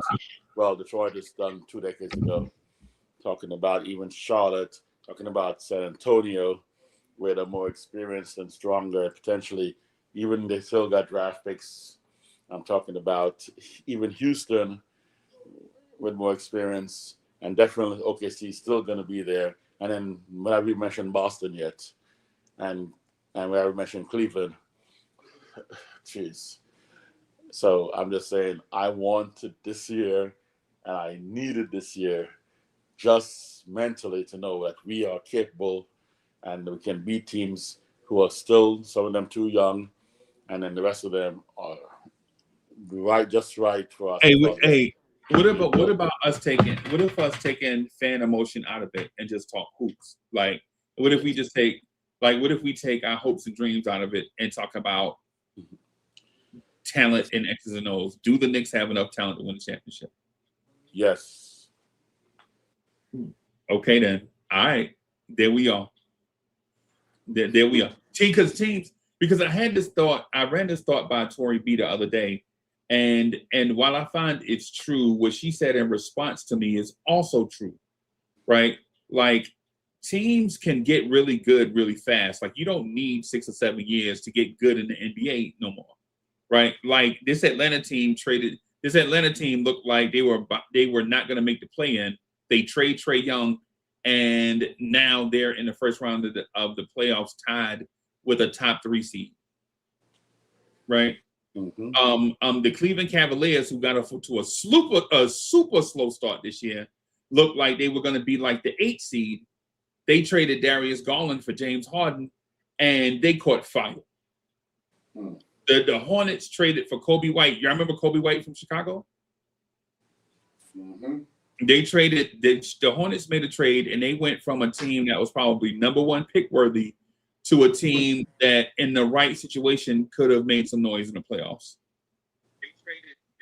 Right, and then you have the Knicks, who are trying to figure this thing out as we go, like just tinkering, like add a piece here, add a piece there, add a piece here, add a piece there, to kind of slow burn it, like cooking brisket. Like instead of you know what I'm saying, frying chicken, we cooking brisket, basically. You know what I'm saying? So it puts us in this ominous situation. And when I mean ominous, I don't mean dangerous. I mean uncertain. So it puts us in this ominous situation where we're trying to figure out what the Knicks are at this point and how can we be better than what we show most of the time.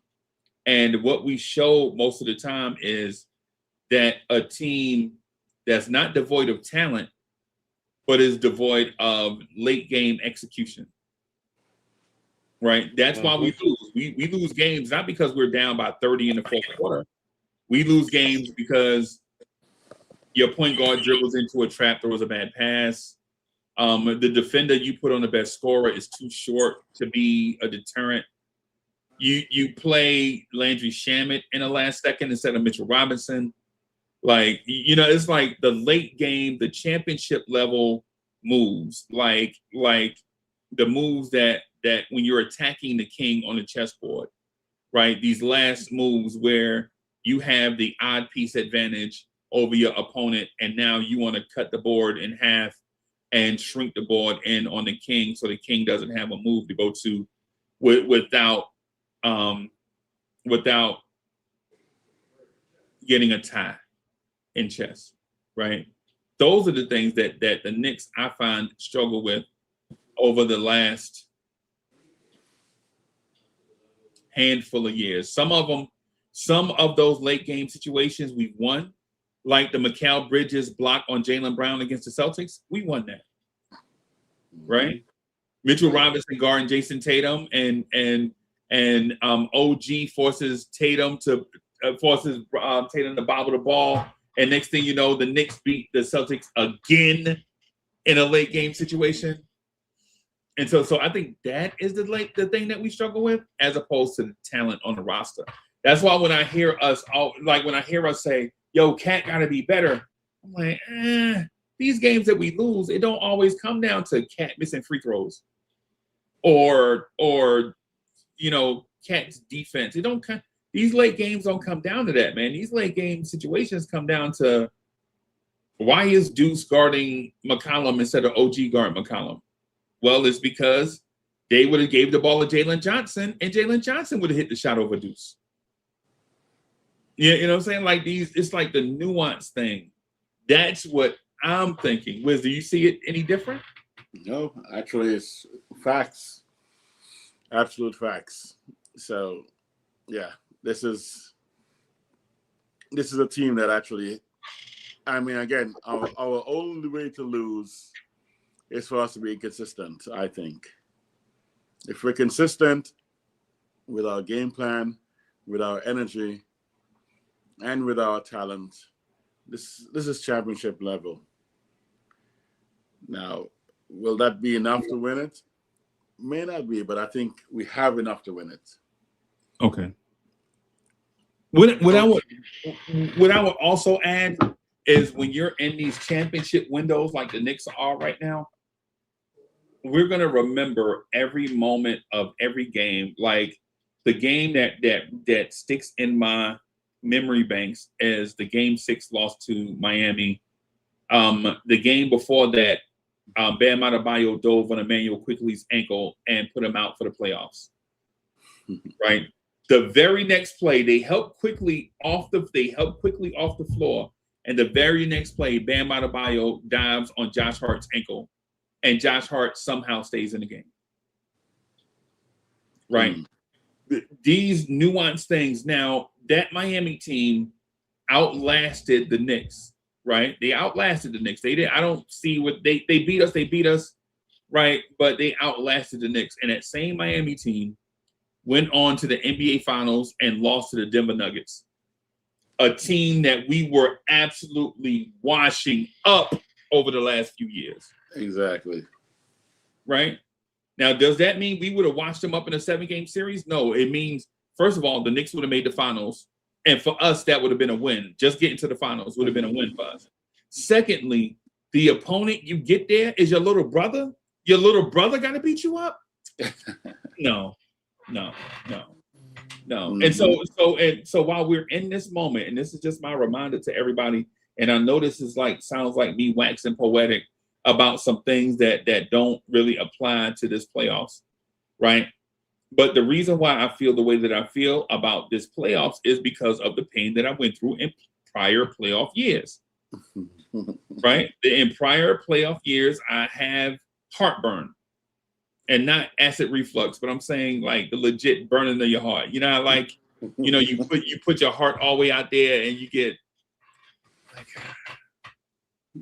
like, that's why I feel like the way that I feel right now about where we are in the playoffs. I feel like this team is better than any team that we put in the playoffs the last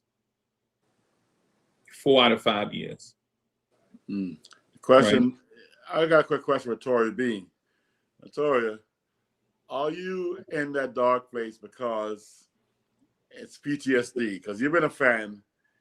You're a fan in the 90s, right? Right. Toria? Yeah, I just wanted to make sure it was okay. It was safe for me to answer questions again. Hell no. I mute myself then. No. But are you in a dark place because of past experiences with this team? Is it a little PTSD? And you don't want to put your heart out like Freezer did last year and get that heartbreak? Or are you just simply logically looking at the team and saying, I'm looking at flaws here and there? It's a combination of both. Okay. I've been down this path before and been disappointed, but you could just look at, you don't even have to go back that far. You could look at this team this season and watch the up and down, the up and down, the up and down. They look like champions one day and look like they can't beat a below 500 team the next. So I'm go right back to my sunken place, sir. Right back. The damn sunken place. Oh my God. We're gonna have to write a book about the sunken place, bro. The Knicks sunken place. I gotta write a song about it because I think they should want to have me sing a song. I don't think you guys. Oh, we got Paris Duggar got a little super chat. I got you. Thank you, Paris Duggar, for the generous contribution. Paris Duggar says, next year will be next year. Cat will be fully versed in what it takes. Front office was too cute. Avoid the aprons. Asumu, Kobe, and Kennard, and we win. Oh, jeez. Asumu was nice though. Oh, he was nice last night. Kobe White. Yeah. I would and Paris Duggar is like, I'm with Paris Duggar on that. Next year gonna be next year, right? Oh, he said meant our best year. Next year will be. Oh, next year will be our next year. Best year. Okay. Our best year, right? Okay. All right. I mean, I think they were too cute by not picking up Drew Holiday when he was available after Milwaukee and Boston again. That was the summer that I was most mad at, because Drew was out there, and we didn't give that guy $2 million to us, come hang with us for 1 year, and we let Boston get him. And that championship year was serious, because Drew even yesterday was looking like 2020 Drew Holiday. He still got game, man. But I'm okay with what we have right now. I know what you mean, Kobe, because I'm a Deuce fan, right? And I watch Deuce go up and down as well. So the Knicks are doing the same thing, and yes, they put your heart completely out there, and not just a little bit guarded. about the heartbreak that could be about to happen. Maybe careless on me, but I'm a fanatic. I'm a fanatic, man, and I'm gonna be rapping my songs about my Knicks that I'm gonna make up every day. A new song. But you guys want to hear? Here it goes. And I'm not gonna sing because I'm in band from singing on the public airways. Right. By the way, for Tory B, you youngins, when I say I wrote a song, want to hear it? Here it goes. That's from a thing called In living color. Yeah. I did. Oh, In living how. color. Thank you very much. Thank you very much. From everybody Exactly. got a decision. Right. Oh man, that's for the young kids who are like, "What's in living color?" You guys knew that in living color set the precedent for the NBA to have halftime shows, right? Yeah. That's why they got halftime shows now, because for those young kids that know, one year at halftime, Living Color went live on their channel, and everybody switched the channel. Yeah, and left the Super Bowl. Yeah, and Super Bowl, and the next year NBA is like, the next year Whitney Houston was singing like exactly. They're like, we can't have the whole audience leave us to go watch those guys. Jim Carrey. Oh my goodness, what a squad that was. Of course, J-Lo, Fly Girls. I told you, were you that sister of the Fly Girl? Were you that one? Were you that little chocolate drop on the Fly Girls back in? No, I was a teenager then. I was okay. Teenager then. She's a teenager, Freezy. She's a teenager. She make me feel old. She make me feel old. She's a teenager. Yeah, man. It put me, sometimes I think y'all do that to me on purpose. Be like, nah, I wouldn't.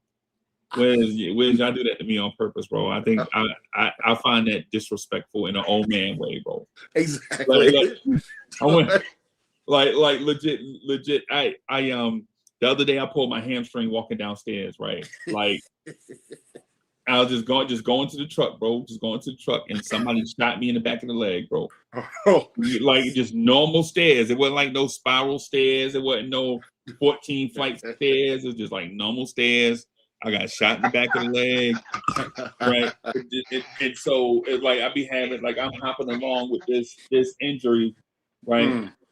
And y'all, and then you'll remind me of something like, hey, Uncle Freezy, you remember when Barney Miller was on TV?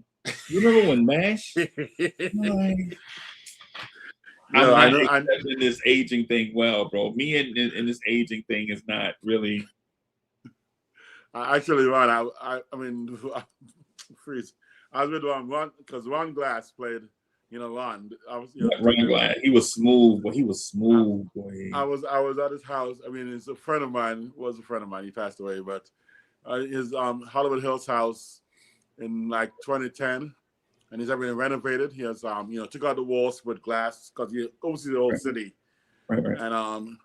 And he's putting some sliding glass doors and the textured walls with like suede on the walls and the automatic Japanese toilets and stuff. Yeah. Because I'm gonna drop at least $100K to renovate this house. That's one of I paid for it back after the year I got Barney Miller. He bought for $50K or so in 1975, 76, and now he's spending $100-something K on the house. That's now worth about $4 or $5 million, and he had no neighbors but coyotes. And I'm like, man, but he was a great guy. He's funny as heck, man. Bro, I was like 8 years old when that man bought that house, bro. I know. And he says people don't even know him as Ron from. They know him as from the Death of the Funeral. The remake. Yeah, because that's where they know me from. I'm a Shakespearean trained actor. Right. These guys know. But the money was good, so he's like, okay, I took the money. Or he was preacher on that sci-fi movie that. I liked him, man. That he's smooth, man. He was tall and smooth, but he was a word we used to use back in the day called suave. Like he was suave, boy. Like and that was his real personality, by the way. Just to let you know. He probably couldn't help it. He couldn't help it. Yeah. Yeah. Hey, so real quick before I wrap, man, and get on to as we all get on to our Sunday. I do believe Game 5 in the Garden is going to be the official start of the Knicks playoff run. Like I think he legit is, or I legit think Game 5 in the Garden on national TV. The Knicks legit come back from the brink like the Undertaker. I think the Garden is gonna be bonkers. Yes. I think that the Garden is gonna be bonkers. But I also think the Knicks found something. And I don't think Cat is gonna get. I can't see Cat getting another triple double. You know what I'm saying? Because JB wants to score, bro. One of the things we have to JB wants to score, bro. His impact is scoring, right? His impact is scoring, and he hadn't been doing that in this series.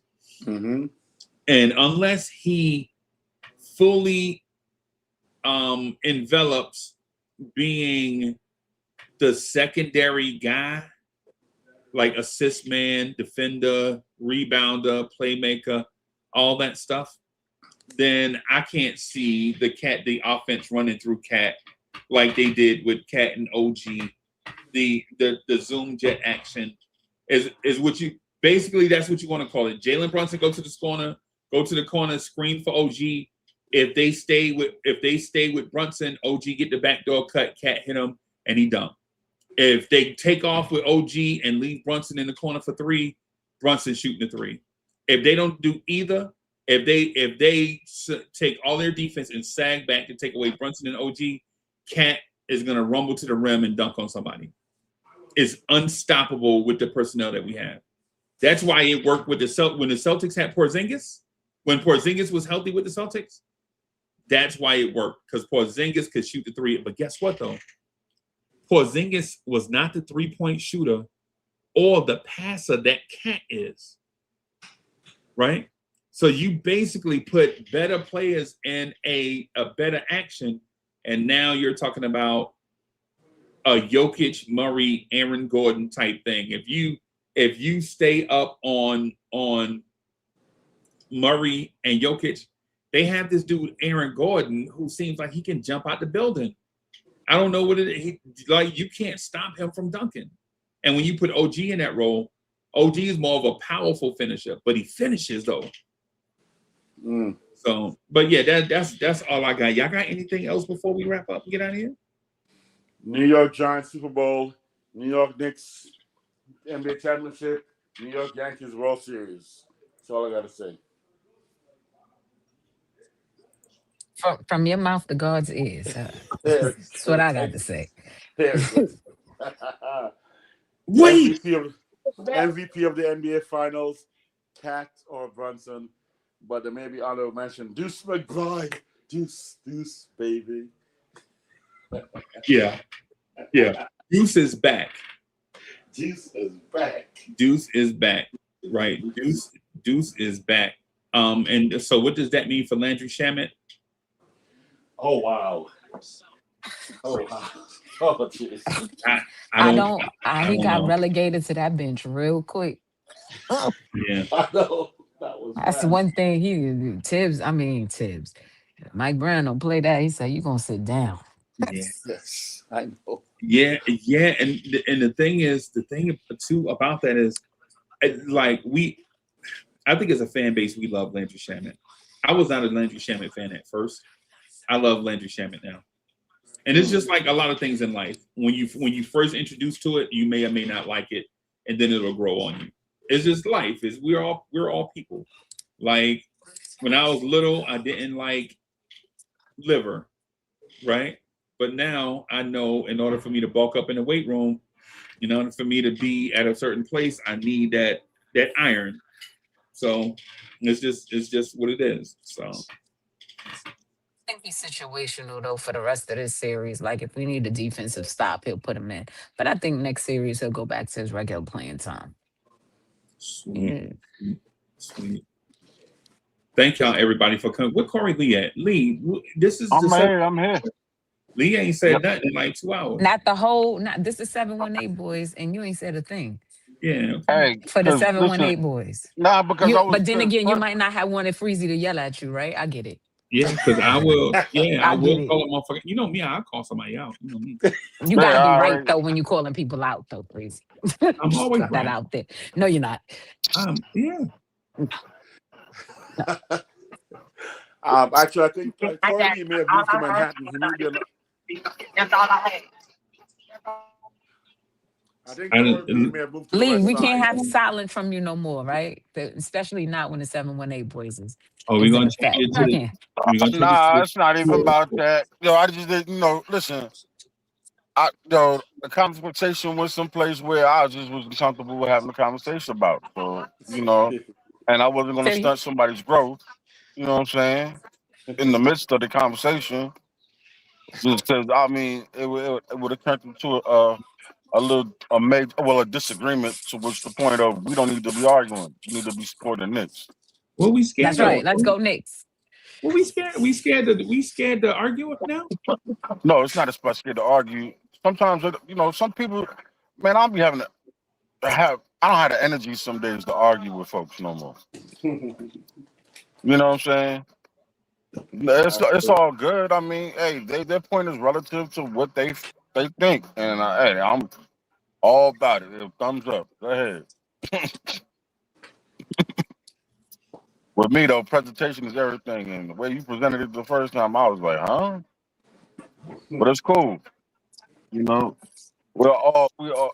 opinions are like, you know what, and it does what it does. Yeah, we here to think about the audience though. It's not about the personalities, bro. No. It's not. It wasn't a personality. It wasn't a personality. Yes. It wasn't a personality thing. Yeah. It's about the people. We gotta tell people what we think, and from an honest and respectful way. Like No doubt. That's just what it is. That's like Nah, you can't when you come giving the people a certain thing from say either a stubborn or malicious way, you're not really being upfront with people, and that's what I'm here. Yeah. Nah. It was Gucci. It was all good. That's why I ain't saying that. That's why I ain't saying nothing about the Giants, y'all. We all know the Giants are trash. We just hope they be good. Wow. Man, please. Wow. Yo, we hope the Giants be good.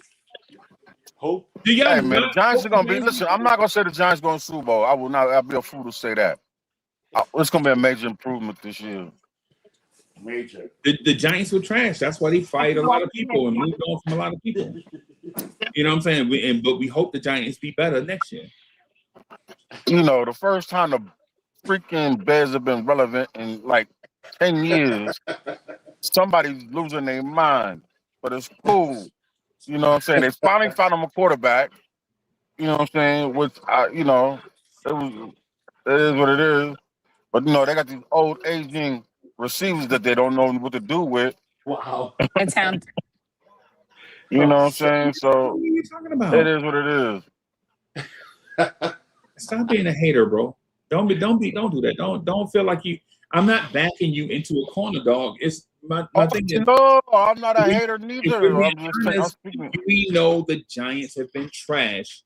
If I ask y'all, do y'all want the Giants to stay the same way they are right now? Y'all be like, hell no. Right? Y'all want the Giants to be better. Wow. Right? Is that not a fact? Wiz, do you want the Giants to stay being a 5-12 team?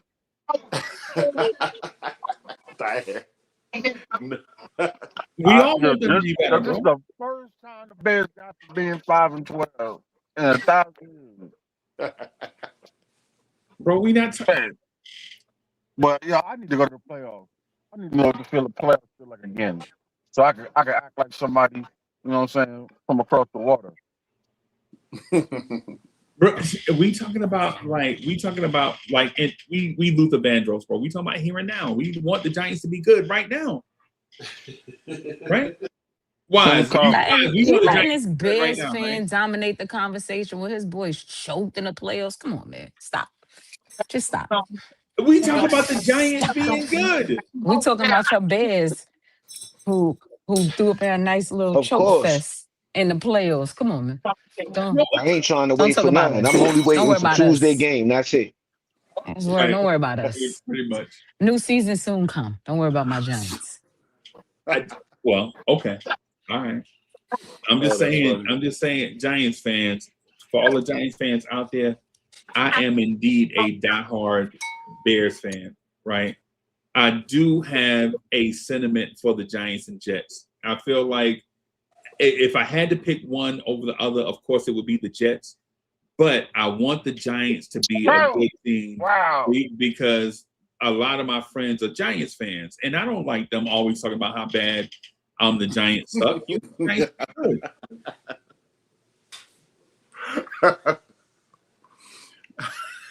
That's funny.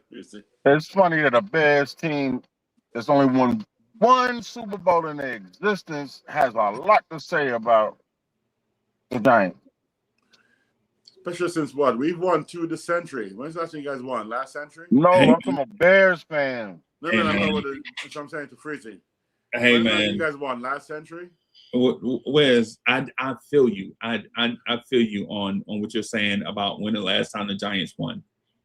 But when to a man, I'm gonna ask you just respectfully, because I feel like you're a smart dude. And we're since Are refrigerator you satisfied with those Super Bowls from back then? Though you don't want any more Super Bowls. You satisfied with the Eli Manning Super Bowls, right?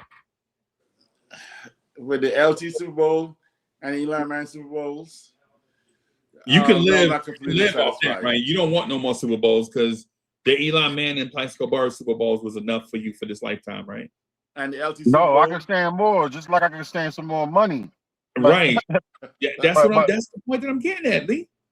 That's all you're saying, right? Okay. Yeah. From that perspective, I accept. I appreciate. And no hate.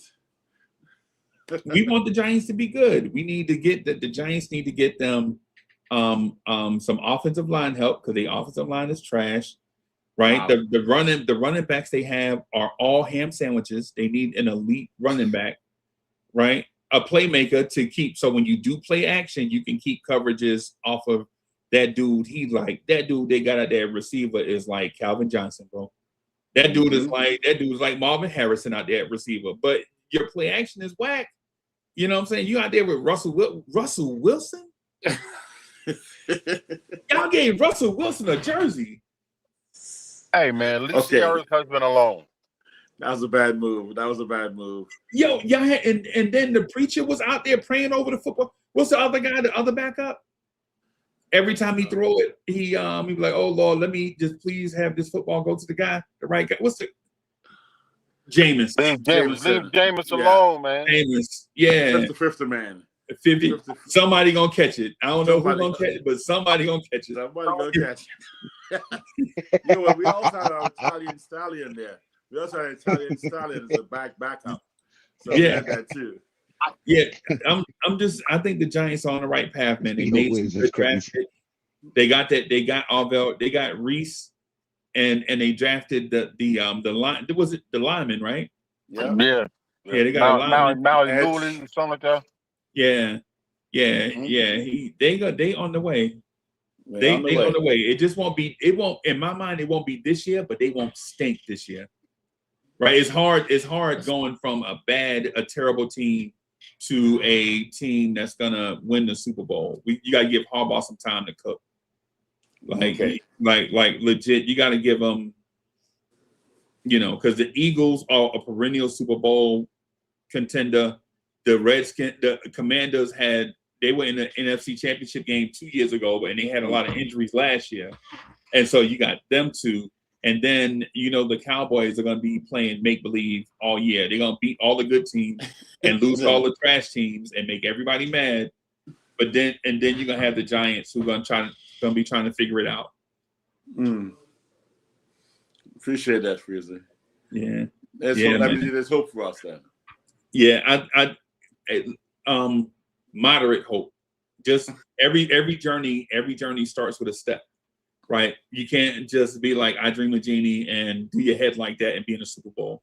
Like it ain't gone, Or Bewitched. Bewitched and Twinkle Your Nose or whatever. Yeah.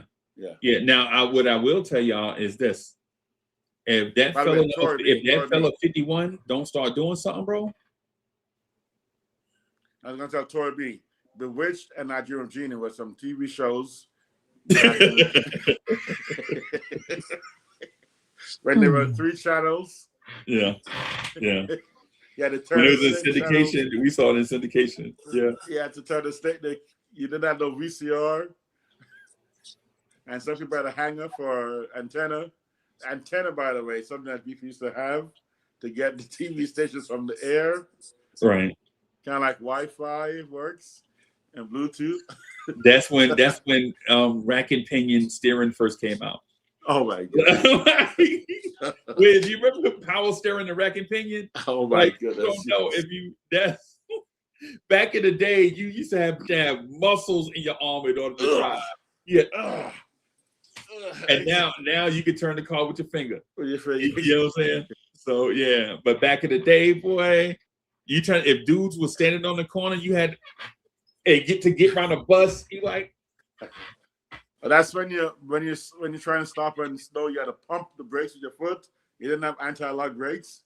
Yes. You don't just stick your foot on there because the tires will slack up. To keep put. Yeah. Okay. Your thighs look like Saquon Barkley thighs. Exactly. Yeah. Oh my goodness. Yeah. Hey, thank y'all everybody for coming through. Corey Lee, 718 Boys, man, is always. I think it's a staple in the Knicks universe, bro. It's always fun. I ain't gonna lie. 718 Boys is always fun. Yeah. So one day there'll be 8. Will there be ever be 818 Boys? One day, bro. The 201 Boys. The 201. Okay. Every zip code, area code. Every area code. It might be the 212 Boys or something. Oh, hey Lee, it might be the 404 Boys. You may have shows. Boys. Oh, okay. 70 404. Yeah, 678. Yeah. I got a new song. If you want to hear, here it goes. I got shows in different area codes. It'll never be the 911 Boys. I know that. Yeah, 911 Boys. Yo, we need to put that fire up over in the far right corner. and shout out to the greatest borough God ever created, Brooklyn, New York. Also wanted to say that. Shout out to the greatest part of Brooklyn, New York, Williamsburg, Canarsie. Shout out to don't ever go to these certain places though. Don't ever go to places like Brownsville, East New York. For even Fort Greene back in the day. And Bed-Stuy. I'm joking, man. I love y'all, man. I love y'all. Yeah, you see how you do us. You see how you do us, wise. Nah. Salute to Corey Lee. Salute the Queens, bro. Salute the Queens of New York. That's all good. Shout out to it's all good, man. Shout out to Jackson Heights. Eddie Murphy. Yeah, shout out to Jackson. Shout out to Queens Boulevard. Yeah. But there's only one bar that has the Kings. The Kings of New York. Kings County, baby. Kings County, Brooklyn, New York. Shout out to Brooklyn. Shout out to Crown Heights. Shout out to East Flatbush. Weezy about to go strain some coffee in that Scully. Yeah. I'm gonna get Aki to do it. Yeah, man. Hey, thank y'all for coming through, man. We're gonna get thank y'all. Hey, don't forget to like and subscribe, man. 50 like and subscribe. Come back next week, and we'll try to. I'm gonna try to be on time. I scheduled it for 10 o'clock, man. I'm gonna try to be on time. Thank y'all, everybody, for coming through. Peace, everybody. Come back next week.